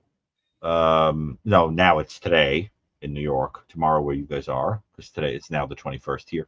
And then that's that. And then they get mailed to you with a note of thanks. Some of them have my stamp in them anyway, because they're my books. Yeah, you have a rubber stamp, I remember. I do. I have a special stamp that says from the collection of Dr. And people will, hopefully enjoy that. But it really helps. And, from the special collection of the kid that wore the Velcro shoes. I think the Velcro kid is a superhero waiting to happen. And he has the power of invincibility. I think I'm going to put in a camel that wears Velcro. Oh, you so should. I will. Oh, no, Velcro should be the name of the camel. I'll call him Velcro. Harry. Call him Velcro. No, I'm going to call him Harry Brucato. Don't you? That's a little too on the nose, Harry. Don't you think that Velcro is a great name for a pet? I can't believe I never thought of that before. That is an adorable freaking name for a cat or a dog. Come here, Velcro. We stick together. You know what I'm saying? I think that's cute. Sorry. Oh, I kind of like it. I think it's a cute name. All right, Chloe's back. All right, Chloe, you're back. Hey, Dr. Harry Brucato. Harry Brucato. This is funny. But you know what? I wear sandals with Velcro on them too, so I'm cool. Yeah. Or nerdy. Or Can you whatever it hear is. him any better?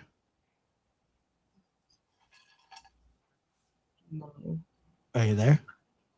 Yeah, like it keeps echoing, and I'm on my laptop and I have everything else off. But I wanted to say, like, I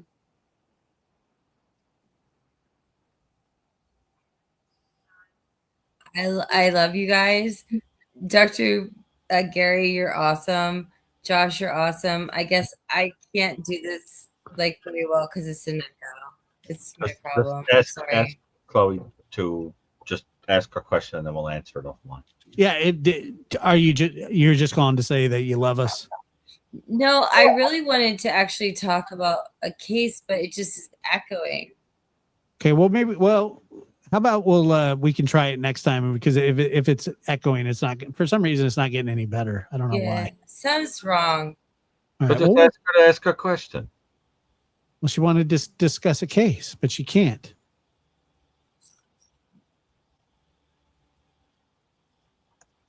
Got it? I wanted to ask Dr. Gary what his take on John Ramsey was.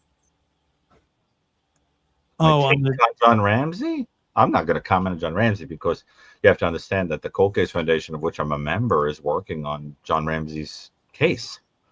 So it's not appropriate for me to. I wouldn't. And incidentally, I I don't believe that a family member had anything to do with that matter. So I think he's a person who has suffered a lot and has seen his family suffer and wants closure on that story. So, but that's all I'll say. Thank you, Dr. Gary. Yeah, because I think I have to be appropriate to the family. Yeah. But go on. But is there anything else you'd like to ask, though? Yeah, no, I've met John Ramsey, and I totally agree. I don't think he had Good. anything to do with it. Yeah, I'm glad you feel that way. Go on. Yeah, very cool.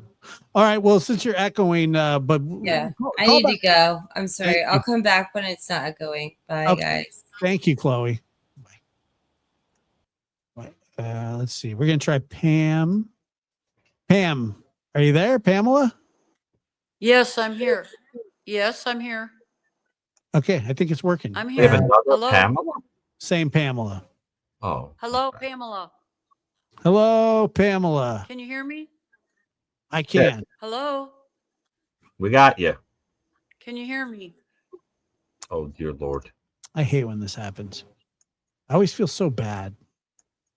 Especially when they wait long. I know. Hello. Hi.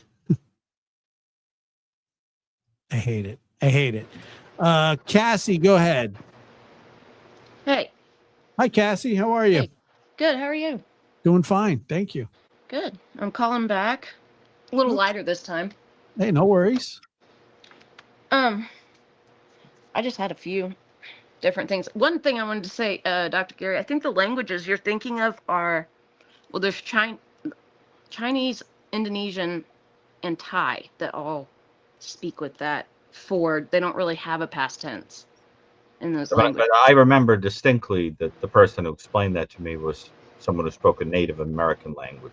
Although I wouldn't be surprised if a Native American language was influenced by, an Asiatic.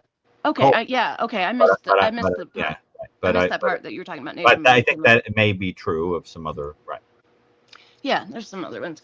Let me see. I got my notes here. Okay. The kind of about the folie à deux.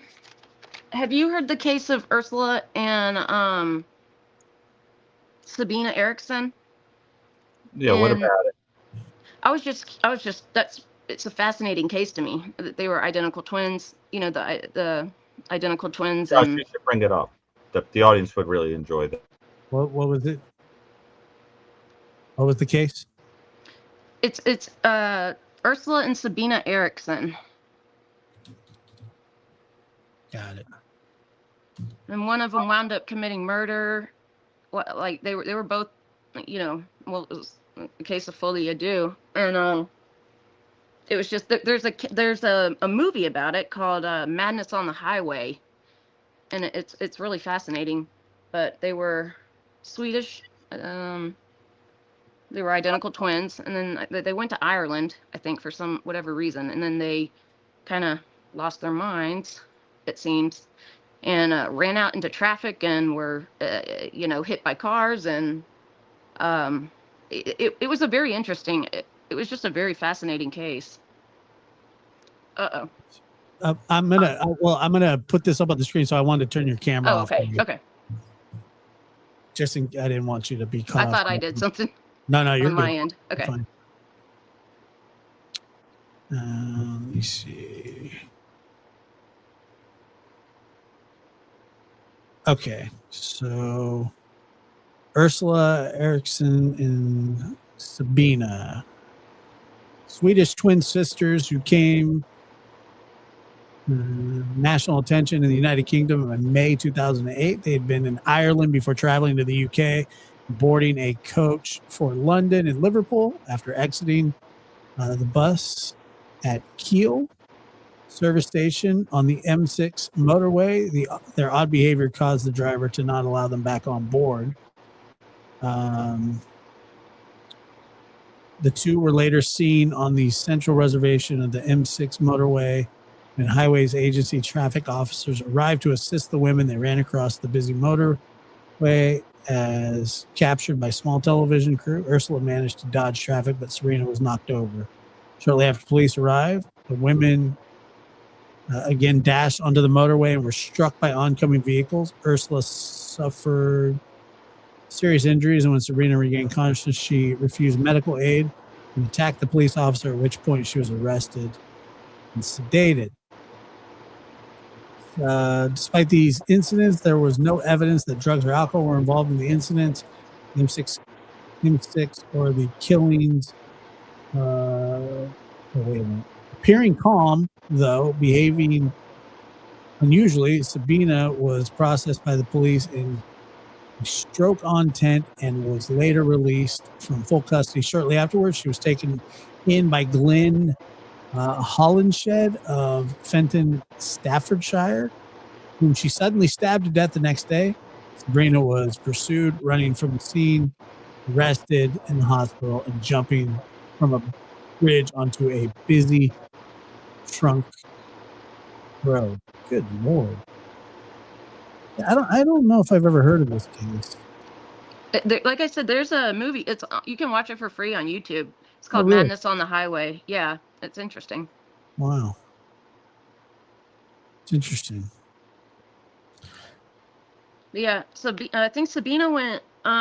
She was in a psychiatric hospital for quite a while in Washington State, and she was released. And then Ursula, she served 5 years. I think 5 years for killing the guy who took her in. And Dang, as those are not long sentences at all. No, well, it was diminished responsibility because they, she was convicted of manslaughter with diminished capacity or whatever because she was like she was not in her right mind, and then Sabina didn't kill anyone, so she was just sent to a psychiatric hospital and was there for I don't know how long, but yeah. And when they got out, they. As far as I know, they've been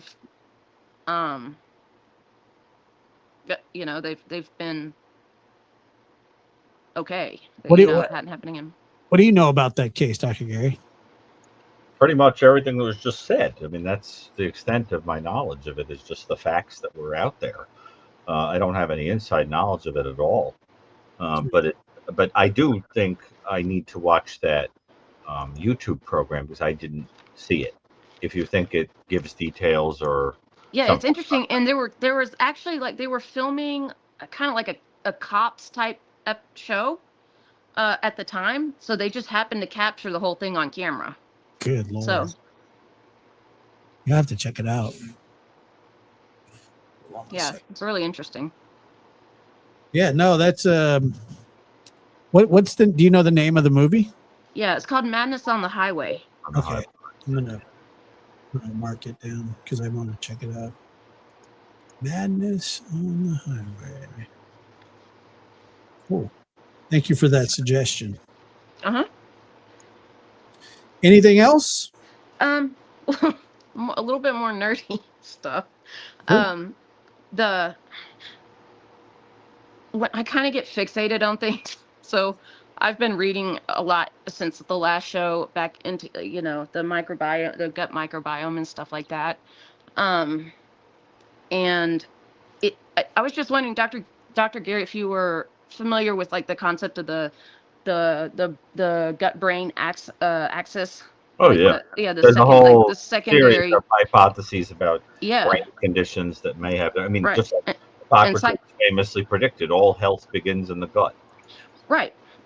And so I was just curious, when you had C. diff, did you, because a lot of it can cause cognitive issues as well as, I also emailed you and I saw. Yeah. Okay. Yeah. And kind of explained at least my hypothesis about what your doctor was onto, I think, because there's been more research since that happened. I know But- that's actually quite common to have post-infectious allergies. Yeah. Mhm. And also the immunosuppression and stuff because your microbiome's not there. But yeah, that was all. I was just curious if you were. I figured you were because it's a. Well, there are theories now that conditions as diverse as, Parkinson's disease and Yes. Alzheimer's disease may have Alzheimer's, that right? element. Right. And autism and schizophrenia and depression and anxiety, things like that. Right. And yeah, I just found that super, I kind of got really deep into that. And I just was curious, like, if you can, I sent you an article and it gives the different disorders, like the psychiatric conditions and the microbiota that are out of sync, that they theorize are missing. And then it also tells the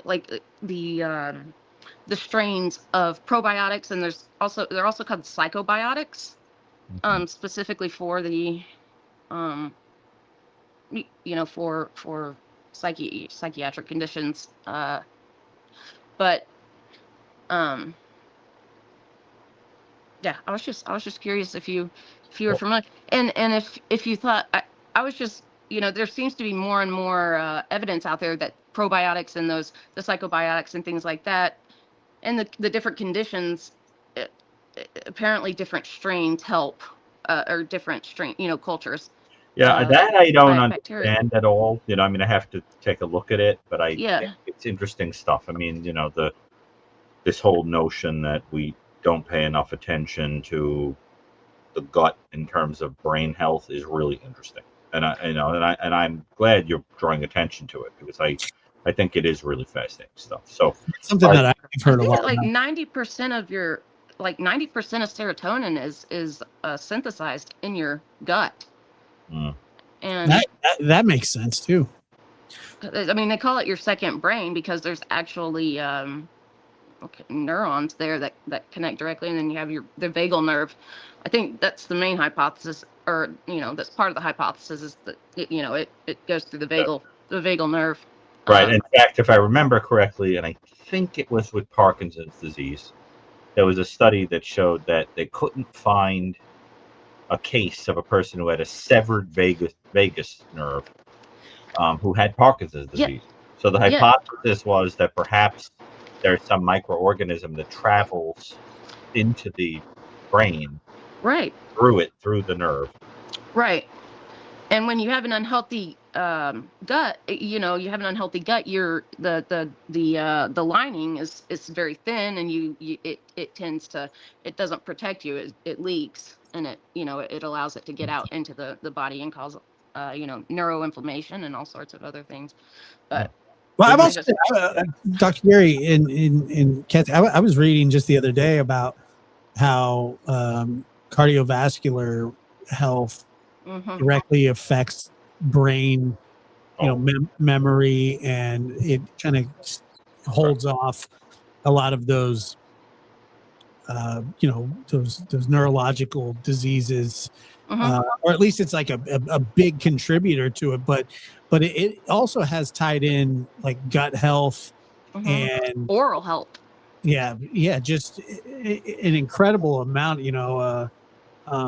but it's pretty amazing what like probiotics, and I just saw somebody in the chat say that antibiotics are overused, and I would tend to agree with that. That you don't, I had a situation that we talked about the last time, was when I was on antibiotics, and I was on strong antibiotics for an extended, like 14 days, which was one of the first times in my adult life that I had ever taken like amoxicillin or anything like that. Really? I never, if I could get away with not taking antibiotics, I would try to let my body fight off what I could. And that was always like a sort of a goal, that I didn't want to take antibiotics unless I absolutely had to. And I was basically I didn't have a choice in this situation, so I had to do it.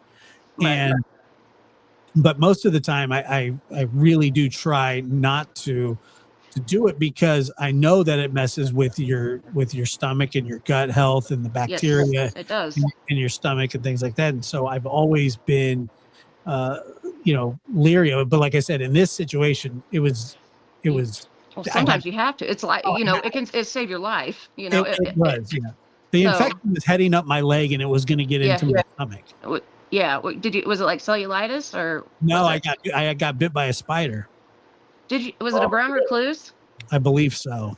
I got bit by a brown recluse as well in the bathtub. It was very bad. But yeah, mine didn't. Yeah, they can be really bad, especially on the leg because the circulation, you don't have as much And circulation. I couldn't even see it. And then one morning I woke up and I had a lump the size of a softball. Mm-hmm. And just freaked me out. So I called the doctor, and he was like, and it was almost already just within like a couple of days, like a day and a half or so. Mm-hmm. And it was starting to mix into my blood. Like it was about to become about to become a blood infection. And I was basically dragging my leg everywhere, and they gave me a steroid shot and some intravenous antibiotics. Yeah. Me home with antibiotics. It was a big deal. I was running. Yeah, I bet it is. I was running a fever. Yeah. Matter of fact, Gary, this was while we were recording our podcast. I remember while we were recording, you guys couldn't see me, but I was taking my temperature every hour because I was so sick, but we hadn't done an episode, and I had just got my antibiotic. It was a really bad time. Yeah, I bet it was. Yeah. Yeah. Luckily, mine.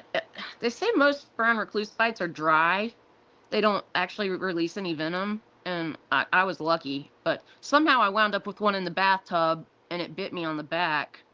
So yeah, it was not good. And yeah, it was. Anyway, but it wasn't. It didn't turn into anything like yours did. Yeah, it can be really bad if it's bad. And then it got reinfected. Yeah. Reinfected. Just like it got better, but it didn't go away. So then they put me on another round of 10-day antibiotics. This time it was cephalexin 6 times a day. Wow. Yeah, that's a lot. It was a lot. I didn't even know they prescribed them 6 times. There were any that were prescribed 6 times a day. Yep. Yeah. A big old red pill. It's massive. Yeah, the horse pills. But it got me through it. And that was the last time I've taken antibiotics. But I just didn't have a choice. It could not. No, yeah. And I mean, that is the best course because it's like you said, and I think, again, more and more evidence is coming out about not only antibiotic resistance, but the fact that it doesn't affect your gut so much and it can cause all kind of problems. But yeah, they're way over prescribed for all, viruses or, they're just thrown at you. But that's right. You're right about that. So, well, I'm glad you're okay. Yeah, that was, we talked about it last time, but we didn't, it was bad. You didn't say what it was. So it was really bad. And it took about a day for the fever. Like I was starting to run a fever for a couple of days. Yeah. And then after about a day or two, the fever went away. But that was the kind of sick that I'd never felt before. I'd never felt anything like that. Like it was not like having the flu or a cold. It was so much filthier than that. I mean, it was just disgusting. Yeah. The way I felt. It was something. But the antibiotics saved me. I'll tell you that. Yep. Yeah. They can be lifesavers for sure. They just, like you said, they are overused. Let me see what else. I think I just had Dr. Gary, were you on a show? I had a flashback for some reason. Were you on a show with Michael Stone back yes. on like the ID channel? It was called Serial Psyche. Okay. I just remember Michael Stone being on it. I knew who he was, and then I thought he had someone with him. So, and I knew you were kind of his protege, so I was wondering. I think that you might be mixing it up with the show he did, Most Evil. I think, yes, it's Most Evil, where he did the scale, or he would. Yeah, when he first introduced it before. Yeah, but weren't you? I thought I could have sworn that you were on at least one of those, or something. I was on the show with him, Serial Psyche. Okay, well, maybe I saw both. I don't know. But it's actually very funny to watch those back. Oh my god, I love I watch the shows together. Oh my god, I have the funniest pictures of us together. Josh, I got to send you a picture of me and Mike. You don't have it, right? You don't have any pictures of me and Michael together? No, I don't. Oh, I have so many funny ones, but I know I have one from when we did that show together. You can't show a clip from it, right? Probably not. I'm sure I have one on my phone. I'll send to you right now. By the way, please hit that like button. We're almost at 1,000 likes. If you guys could do that, that would be fantastic. I can't believe that the shows I'm on haven't put everybody to sleep yet. I still think I've worn out my welcome, but okay. They still watch them. I don't know why you keep saying that. Because I feel that way. Let me see if I can find. Hold on. Here we go with your self-loathing again. Not self-loathing. I feel that everything has its limit. I mean, this is all I do. What do I dance? This is as good as it gets. Can you dance? Not well. I dance like there's something wrong with me. Hold on a minute. Like Linda Blair in the throes of of an unseen Dybbuk. Let me see if I could find. Oh, I like that line. I don't know where I got that from. Let me see if I could find it.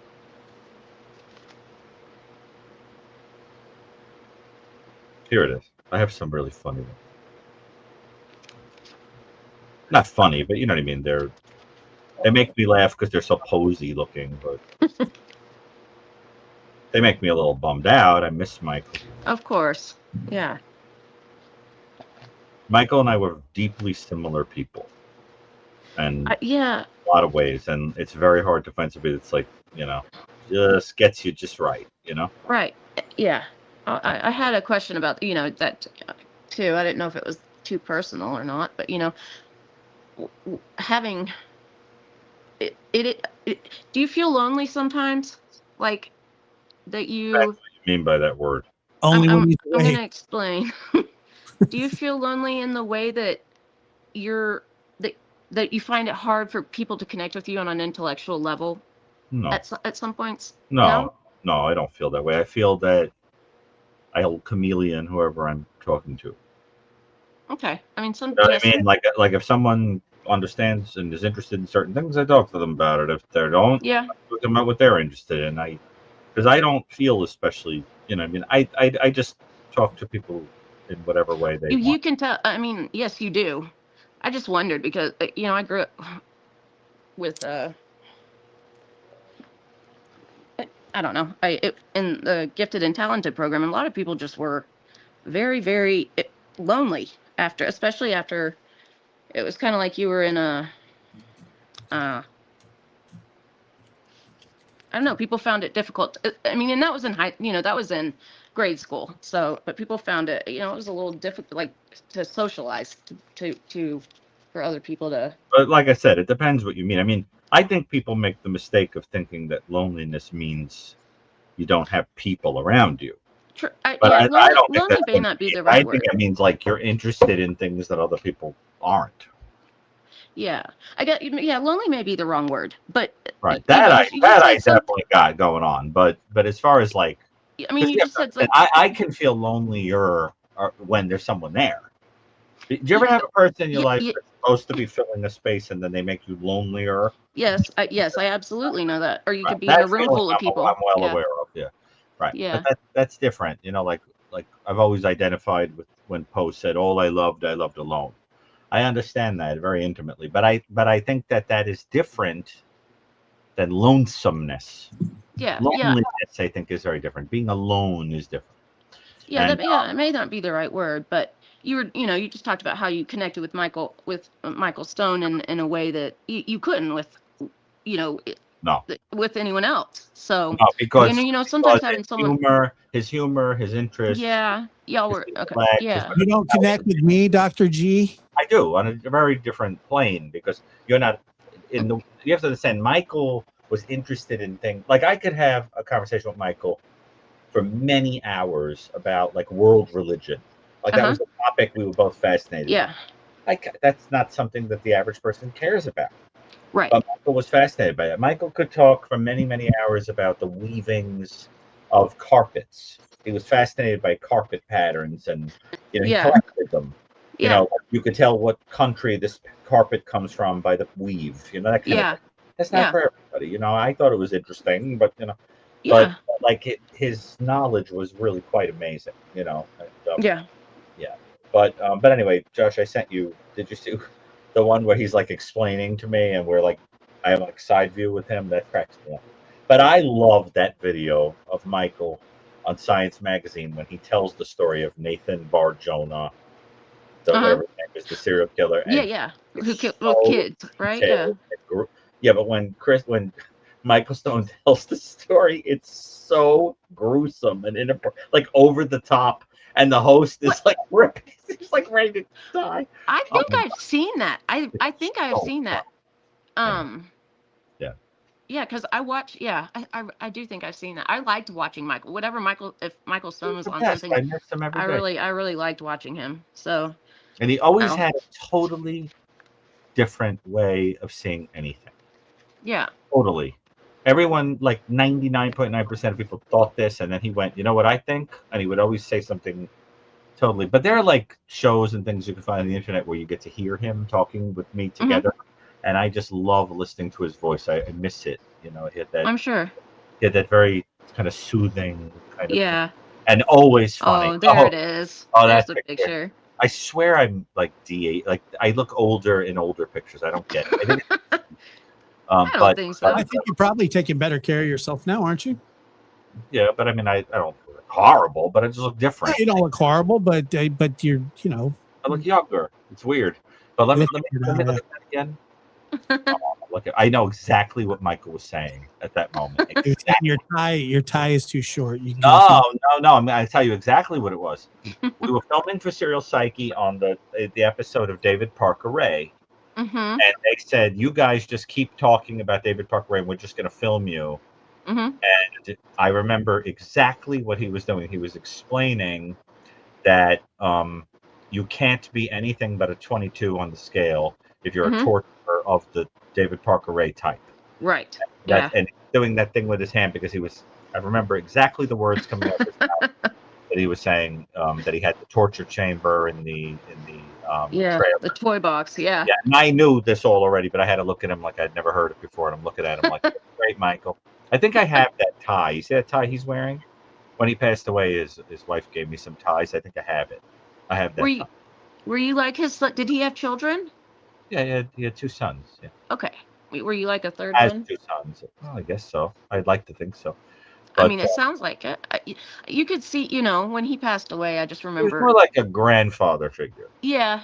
Right. Because, I mean, he was 90 when he died. Yeah. But he had that going on. Anyway, I miss him a lot. But, I'm sure. Josh, I don't think did I send you another one? It's very similar. It's in the same Serial Psyche scene. I like that someone in the audience said we're not responsive to the chat, Josh. What? I read every word of it. I just ignore it. You do? You read every word of it? Yeah. My eye is always on it. Have you ever noticed that? Probably. It does look like you're always looking at the screen a little bit. Exactly. I got other things to do. Yeah, Josh, you have a few more responsibilities. Yeah. There are a few more things on your plate. I have to herd people in and out. Let's get that off the screen. Well, yeah, like that. I have to do that. Can't look at the chat now. I got to get off the screen. Oh God, you guys look like Men in Black in this one. Which one? You mean the other photo from that same shoot? Yeah, we look very serious in that photo. I remember that. Throw it up here. I want you to know Sweet Soul said you're smarter than I am. What's that? Sweet Soul said you're smarter than I am. It's true, actually. Oh, wow. God, do we look dramatic in that photo? Yeah. You look like a mobster or something. I know. I should be like, You look like you don't want to mess with you there. Mr. Stone doesn't really want to answer that question, and you don't want to either. You're going to be sleeping with the fish. Exactly. Yeah, that's definitely a mob-looking photo right there. Can you put that back up? That's hysterical to me. Yeah, that's so funny. What do you mean Dr. Stone did that? This is a real mob boss right here.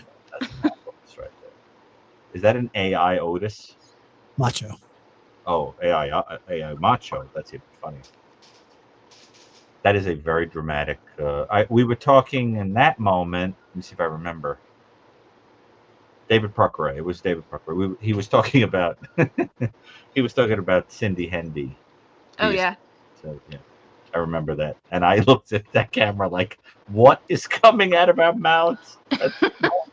Because there was. You can't talk about that case without it being horrible. But that's a good show. You should go back and watch that, Serial Psyche. I love that show. The guy who did that show won an Emmy.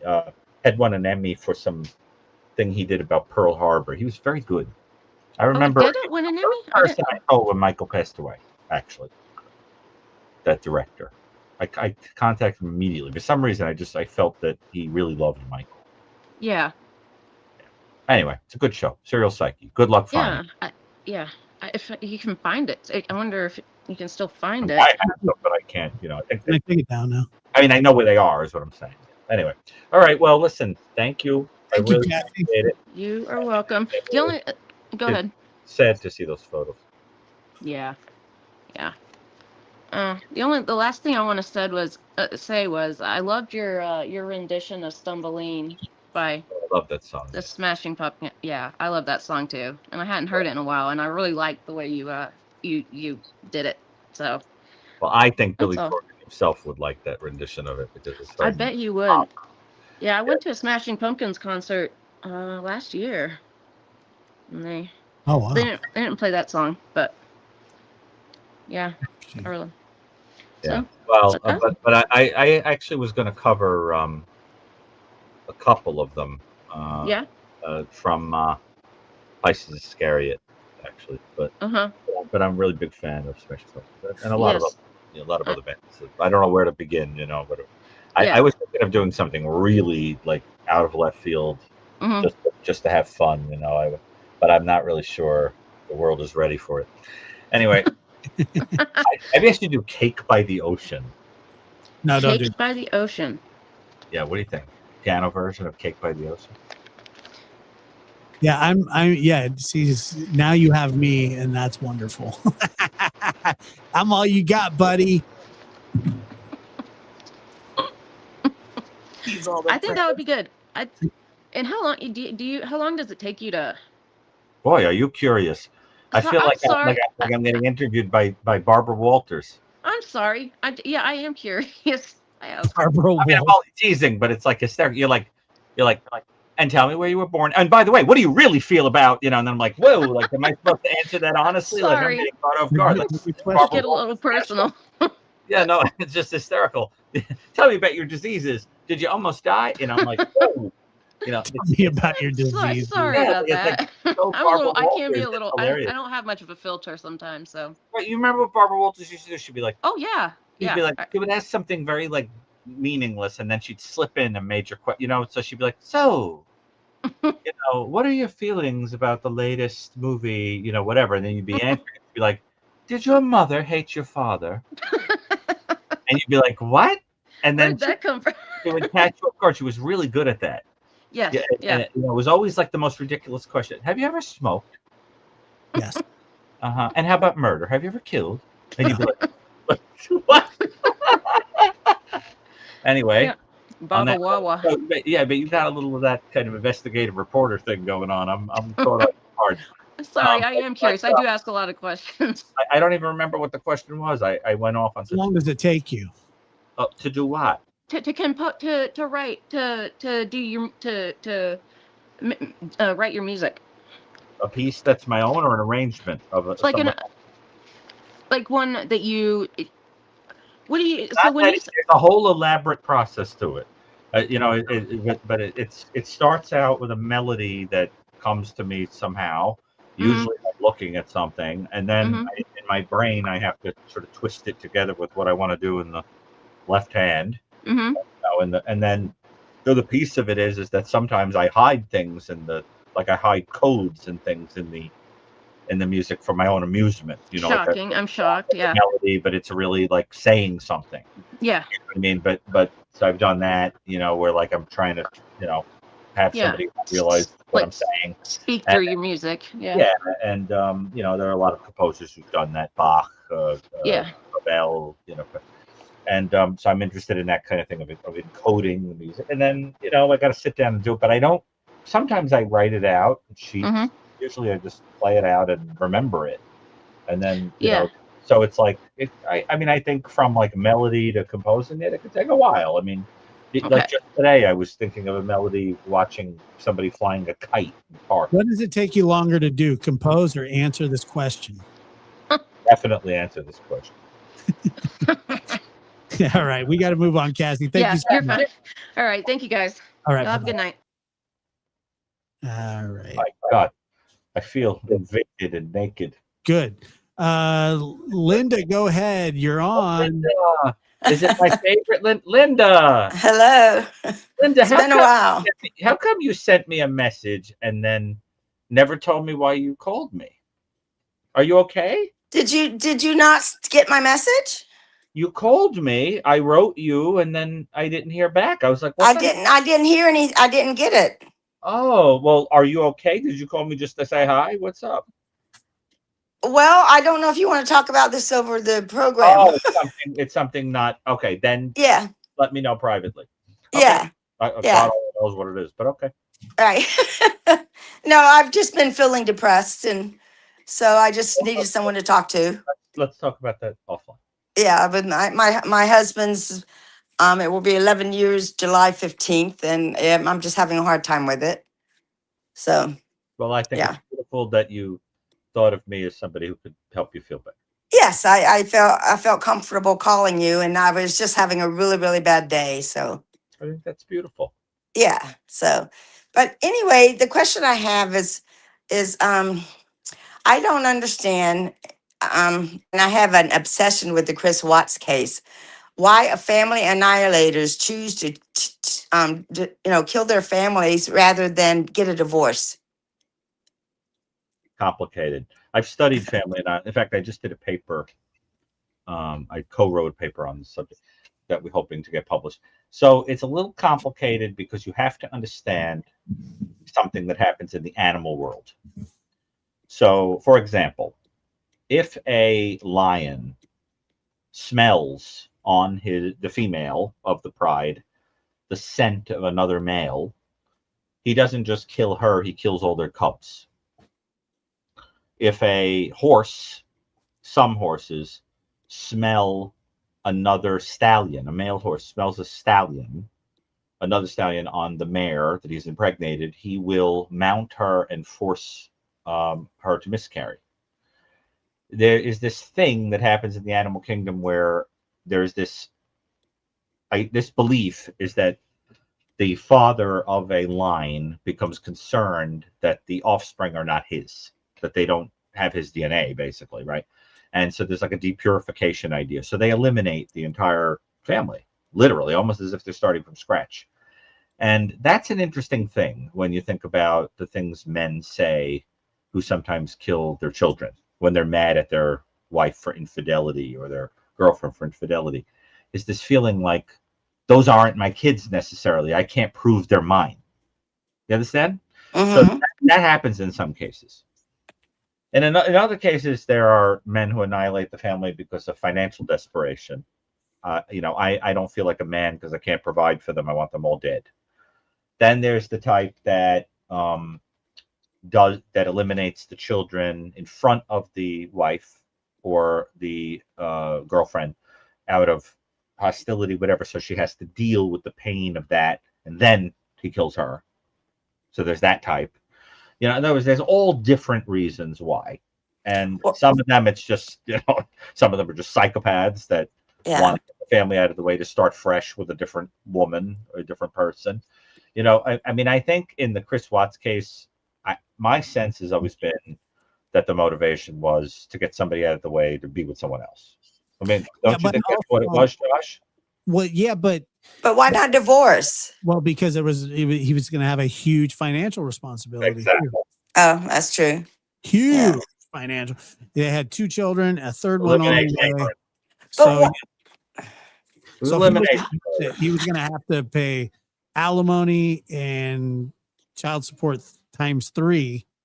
And it seems like his girlfriend at the time would have been fine with him just getting a divorce and running off to be with her. But no, he wanted, I think he wanted to hit the reset button because of how he was just a selfish, disgusting human.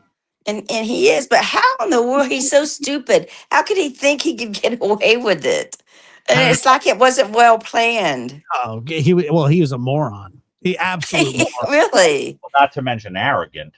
Well, yeah. I mean, to think he could get away with it, but just saying, well, they disappeared and no one's going to find them. He sickens me, actually. You know, like there are some offenders that you look at them, you just get like sick to your stomach. I have a very, very hard time with that case because Did you ever watch so slick and the body cam footage of when the cops showed up? Oh yeah. It's like 2 hours long or what? I've watched it 100 times. Yeah. Unbelievable, isn't it? I was watching it all today. Yeah. I mean, yeah. And then he comes in there with the wedding ring on his finger, like, oh, look. Yeah, look, she's laughing. I mean, how anyone's going to believe him, you know? I'm going to ask you a question, Linda. Why do you think of all the cases out there, that one appeals to you the most? I don't know why. I don't know. It just does. I think I'm just trying to understand why he thought that was the easy way out.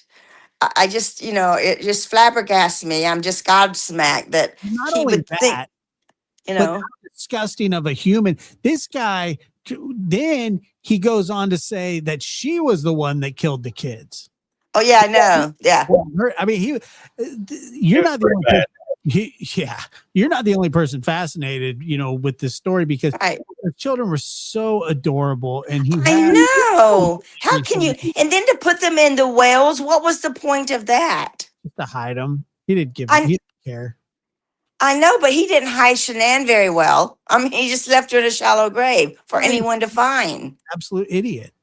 Yeah, total idiot. And I mean, I don't think how he could think that was his best option was to annihilate his whole family. And those children they adored him, and he appeared to be a really good father. I think he maybe even a better father than Shanann was a mother. Appeared to be. And by the way, do you realize how long it takes to strangle someone to death? Oh yeah, about 4 to 7 minutes? And to strangle the little children? Yeah. The mom in the car, like laying there dead too. And Bella bit her tongue because she fought back. I mean, she had, injuries in her mouth, and then he took a plea deal like a big old wuss. Yeah, exactly. I just don't understand it. And I understand that, and I've done a lot of research, and I've watched the videos over and over again. That I know that his wife was very, very she was very controlling, and she liked to. You know why? She's an asshole needed to be directed. He's an idiot. Well, exactly, but he was used to being controlled. He had a controlling mother, so Wait, hold on. It's bothering me because I think I'm wrong about something. He suffocated the wife, the pregnant wife. I think he suffocated all of them. He strangled her. He suffocated the children. He suffocated the children. And I think he strangled her while she was sleeping. And she was pregnant. Yeah. Right. Which is why from like even the conservative definition of 4 or more victims in the same place at the same time, he would be a mass murderer if you include the fetus. Because some counts in some mass murder studies, they don't count the fetus as a separate being, right? If you do, but even if you didn't, there is the other definition, which I use, of 3 or more victims in the same place he would be. No matter how you slice it, he was a mass murderer. Right. And it seems there's always a mistress with these, because with there's Chris Watts, there's the Coleman, I think. And then there's McDonald from years and years ago. And they all had mistresses and all wanted a new life. It's elimination murder. It's against the way because they're independent romance elimination murder. Yeah. So you getting tired there? Josh, it's almost 3 o'clock in the morning here. Yeah, it is. But actually, you were really, you were very funny tonight, Dr. Gary. I was enjoying just watching you. Probably when I wasn't trying to be. I tend to be funny by accident. Because I'm so ridiculous. You had your game on tonight. No, but Josh thinks it's funny when I like say something that I don't realize is going to make me the center of like tremendous mockery, and I walk right into it, like I traipse right into the. Well, it's like the Velcro. The Velcro cat is hilarious. I'm thinking about changing my cat's name to Velcro. Velcro is a great name for a pet. I think so. Really cute name for a pet. I would call a cat Velcro. Yeah, I think that's a great name for a cat. Yeah. Well, maybe you need to get yourself a cat since you have. Oh, I do have a cat. Her name is Frankie, though. No, but I mean another one. Another one. Oh no, I rent a room, so it would be too much in one room. So yeah. So anyway, but yeah, I'm fascinated by that, and I probably watch something on the Chris Watts case every day, trying to understand why in the world he would, he would choose that way out. But knowing he's going to get caught. Think about your own life and think about why, of all the cases in the world, that one would fascinate. Because of, I guess, the stupidity of him. I don't know that he could think he could get away with it. I mean, and his children were so beautiful, and they seem to adore him. How can you do that to a child who just looks up to you? I just don't get it. It just flabbergasts me. Well, that's well, it's something to think about. It's always interesting to think about why a certain case fascinates you. Yeah. Yeah. And well, listen, it's so nice to hear from you, and don't forget, reach out to me. It is nice to hear from you. Yeah, you too. And I'm going to let you go because I know it's 3:00 in New York. So We're gonna wrap it. We have one more call to take, and then we're done. Okay. Well, you guys have a nice evening. Good night. I was wondering about that. Yeah, Is it Death? Who's on the line? Is it Death? it's not. Hank, go ahead. You're on. I think it is Death, Josh. Yeah, I hear the rattle. I heard the rattle. I Hello? did. Hey. Hi. Where are you calling from? Hello. Hello. How are you? Good. How are you? Well, where are you calling? Good. So I'm going to be pretty quick and pretty honest. No, it's okay. It's okay. It's actually very good. I have never called into a show before. Using StreamYard or what have you. I've always been too intimidated. And so my experiment tonight was I'm in Los Angeles. My experiment tonight was to call in and see if I could make contact. And you did.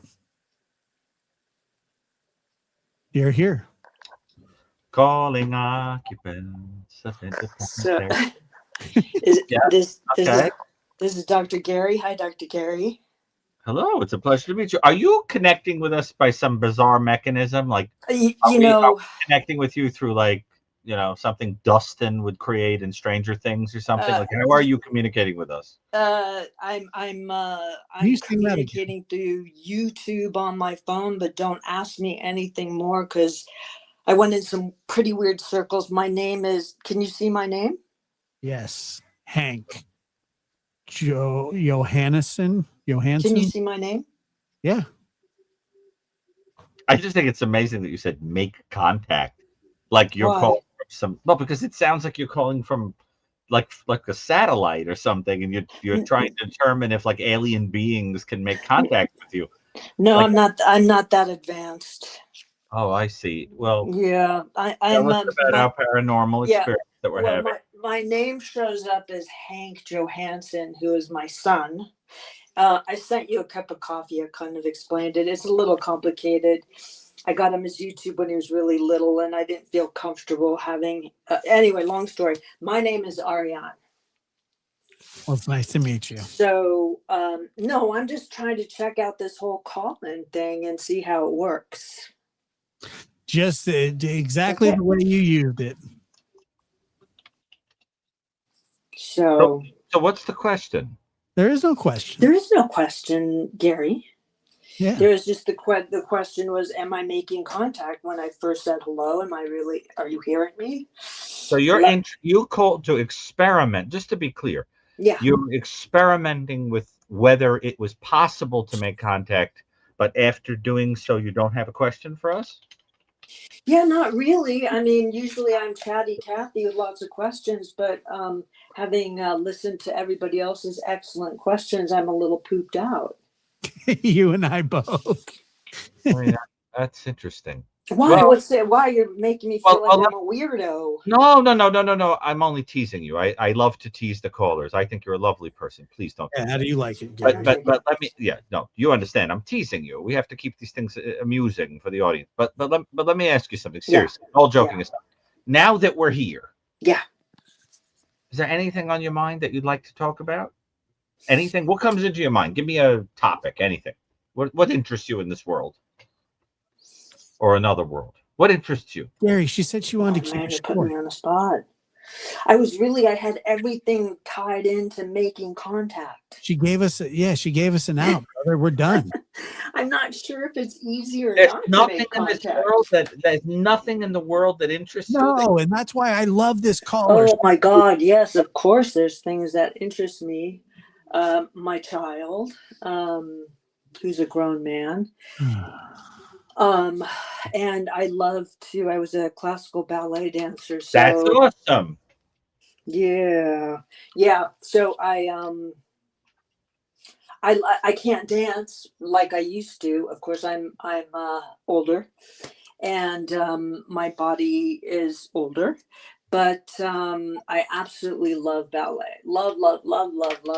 And I swim. I have a wonderful pool that I swim at. So yeah, so I'm just trying to, I've had some bad falls and some bad breaks. I'm 63 years old. And so I'm just trying to get my self back together, but I'm doing okay. I think that's beautiful. Thank you. But I love listening to you guys, you and Josh.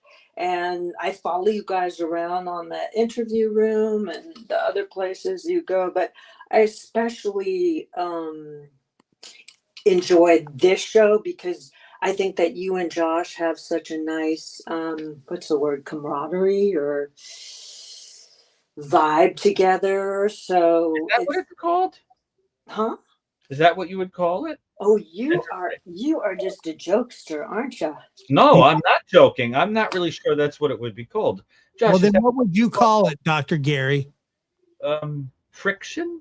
No, stop it. I'm feeling it right now. I'll tell you that. What is up with you tonight? No.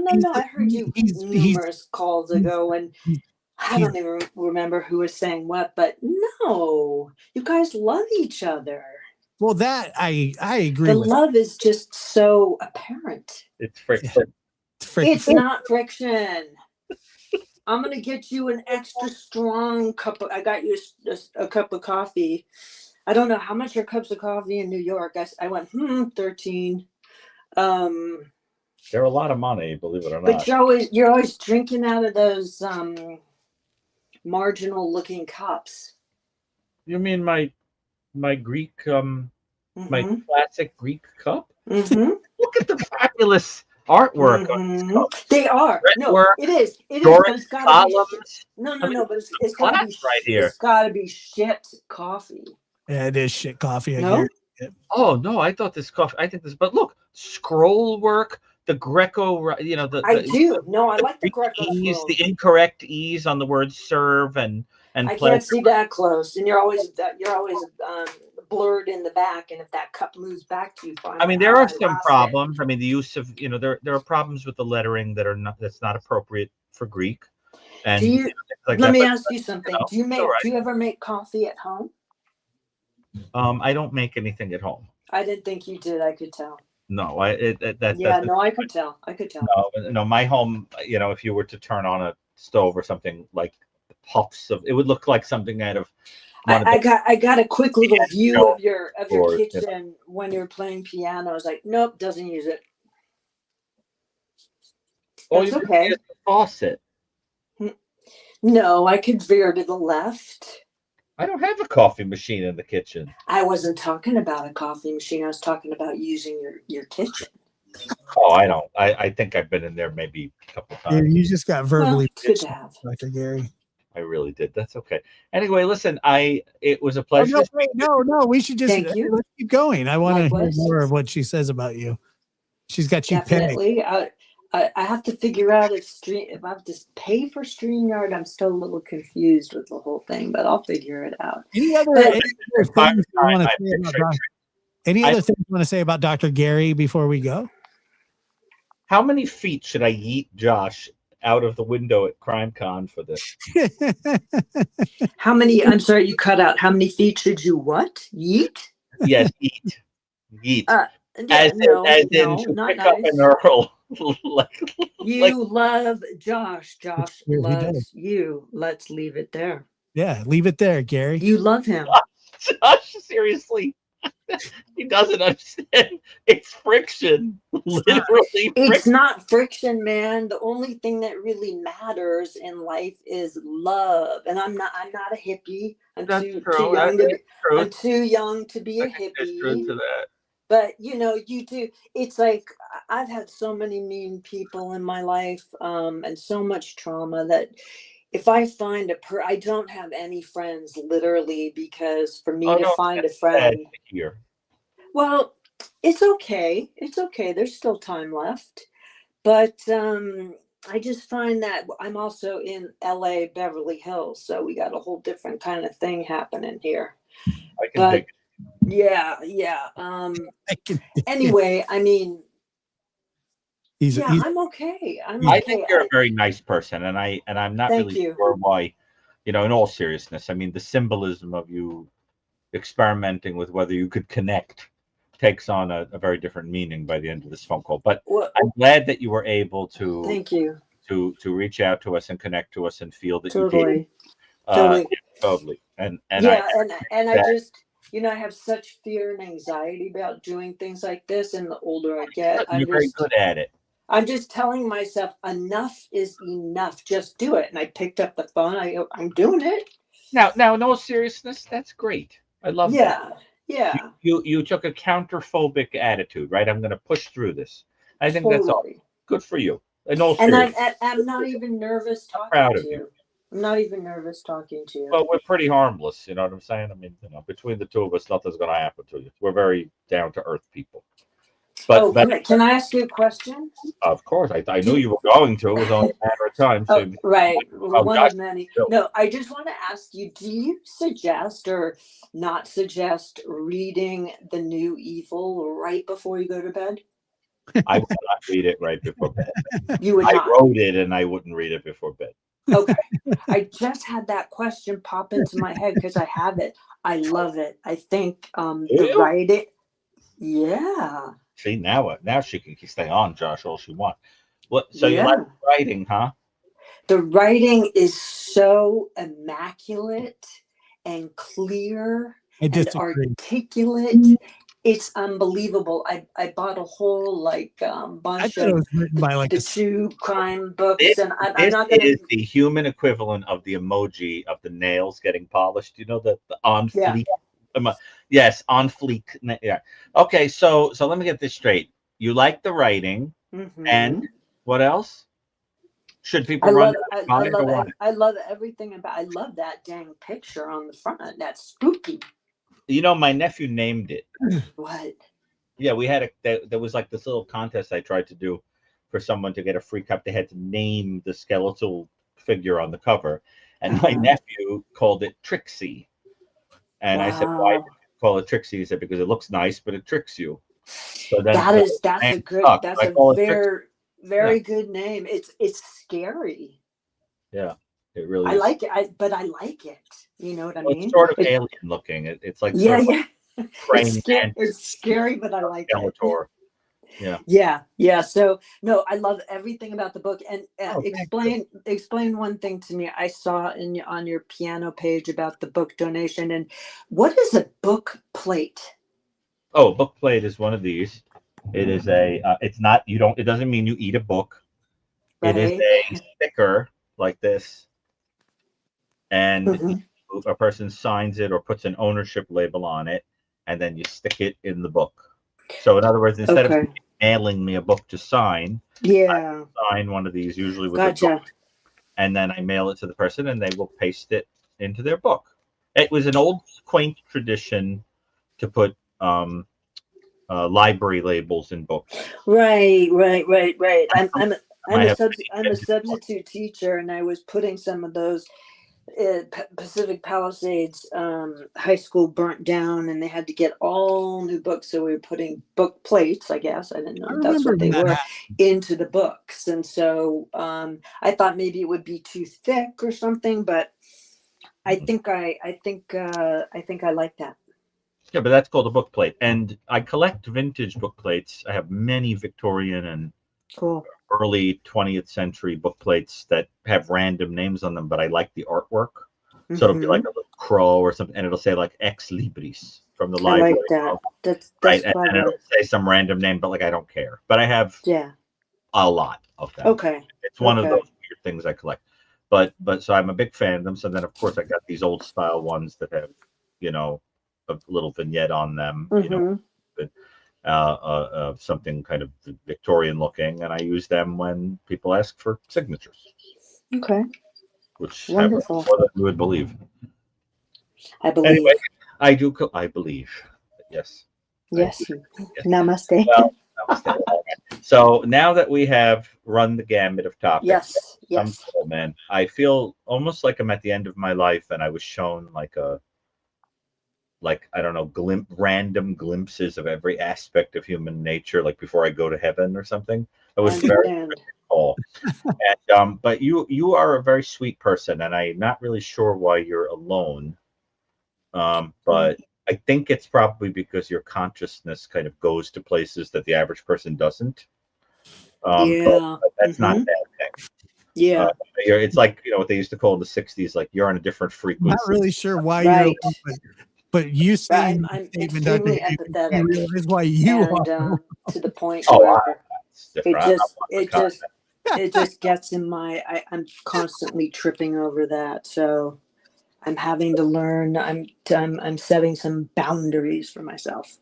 Well, listen, keep on tripping. Yeah. Now, listen. On that note, you're a character. I get a kick out of you, but really seriously, believe it or not, there is somebody out there, and this is what I'm telling you. There are a few people out there walking around looking just for you, right? Like you know, I don't know how it happens. It's like the way lightning bugs find each other. You know, you just do. And I'm telling you, there's somebody out there that, you know, I would not be hiding away if I were you. Go out. I'm not for sure. It gets you because I think you're a character. I'm very open. Yeah. Yeah, you're very open. Yeah. Well, look, I think you're cool. And I like that you're not afraid to kind of say whatever pops into your mind, and that you know, you have a thought style that like would make more sense in the East, because I think so. Yeah. Clarity. It sort of like flows the way consciousness does. You know, it's like reading Proust, and I like it a lot. I think it's great. Well, listen, on that note, thank you for talking to me. The gift you have, in my opinion, is that the average person is not very comfortable swimming in the unconscious.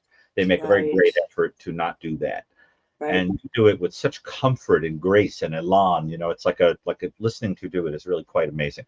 So believe me, for somebody that spends my whole life trying to get people to be more in touch with their unconscious, it's quite a gift. So you don't forget that I told you that, because it's true. All right. Well, thank you. Okay, thank you, Gary. Thank you. Thank you, Josh. All right. You're welcome. Thanks for calling. I really do appreciate it. And I'll talk to you guys again soon, I hope. Yeah, call again. Josh, see, that was a very nice day. Absolutely. It was fantastic. Except that you looked like you were passing the kidney stone. No, it was just that, like, whenever somebody, you know, you always complain that the call's going too long. You're the reason they all go on too long, so I don't even fight it. Josh, these people love us. They're calling in because they need someone to kind of understand them, and I understand that. I'm not the one complaining. I know. I can't help it. My battery runs out, but I still keep going. Dr. Gary, I like to help. Get a hardcore or hardcover edition of The New Evil. Doesn't exist. Is it ever going to? No. Although I saw that some company in India made a bootleg version of it, which I wanted so badly. but Really? it was ripped out of publication before. Like somebody made they treated it like it was a public domain thing and printed up their own version of it in India. And I found it on the internet. I was like, I need it. But they must have made like one, and it's like, That's too funny. Okay, well, it is officially midnight, 3:00. I got to take these guys out. So we will we'll reconvene at another time. I always have a lot of fun, Dr. Gary. I like giving you crap, and I know you like giving me crap too. But you truly are a good friend. Of course. And you're a good friend too. But I'm not going to CrimeCon with you. Well, that was going to be my next question, but I'll say that for today. You think that you'll just be persistent and I'll eventually give in? I just think that when you get your room, that I'm going to be sitting in there, and then there's going to be no rooms left, and you're not going to have a place to stay because I'm going to call and cancel your hotel room, and then you're going to be like, Josh, I need to stay in your room, and I'd be like, of course you can stay in my room. I've already got it all figured out. There's something wrong with you. This is disturbing me. Why are you coming up with lures to get me to go to? I'm going to throw up because I think you need it. I gotta go, bro. Listen, it was nice talking to you. I'm getting out of here before this gets weirder. All right, good night, everybody. It's been a pleasure. Don't forget, I've got 6 books in the giveaway right now. Oh, yes. We'll run that. I personally love the Arthur Conan Doyle book best. That's the one that I would most want to win if I were you. And Josh, in all seriousness, thank you for having me on, and thank you for. And you know, I mean, I'm only teasing you, but I think you're about to hit, I don't think I'm going at all to the I think you're about to hit 5,000 subscribers too on your channel. Am I? I think so. Well, is that good or bad given that it's only like very good? Very good. It is. It's only a couple months old. Let me see. Hold on. Let me check really quick. Dr. Sherlock Watson. Dr. Sherlock Watson. I am. You are at 4.9. Really? So you are very close to 5,000 subscribers. That's pretty damn good. I mean, given that it's only a couple of months, but that's because I've been appearing on your show and on. But it doesn't matter. Whatever they're not generically like what's the word? They're not organically fine. Yeah, they are. People follow you because they want to hear your stuff, your music. I had one guy write me on a short that I did that was circulating, and he said, I don't know who you are, but if you want to go viral, take the dust off your piano. Oh my. Can you imagine? You want to go viral, take the dust off your piano. I said, you know what I wanted to say. If I wanted to go viral, I'd spend 5 minutes with you and your mother, but I kept it to myself. Anyway, on that note, I was a good boy though.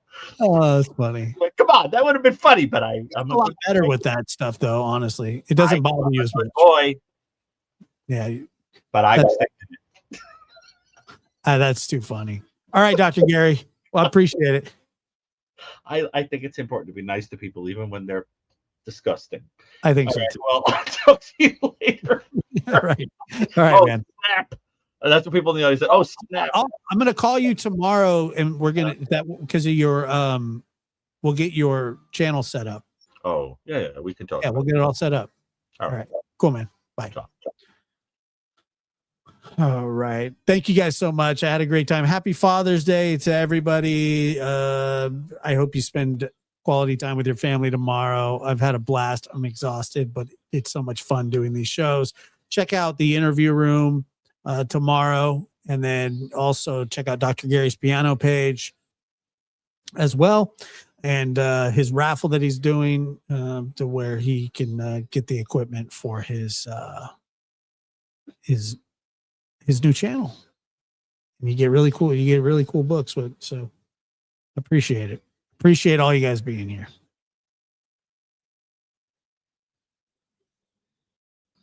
Good night.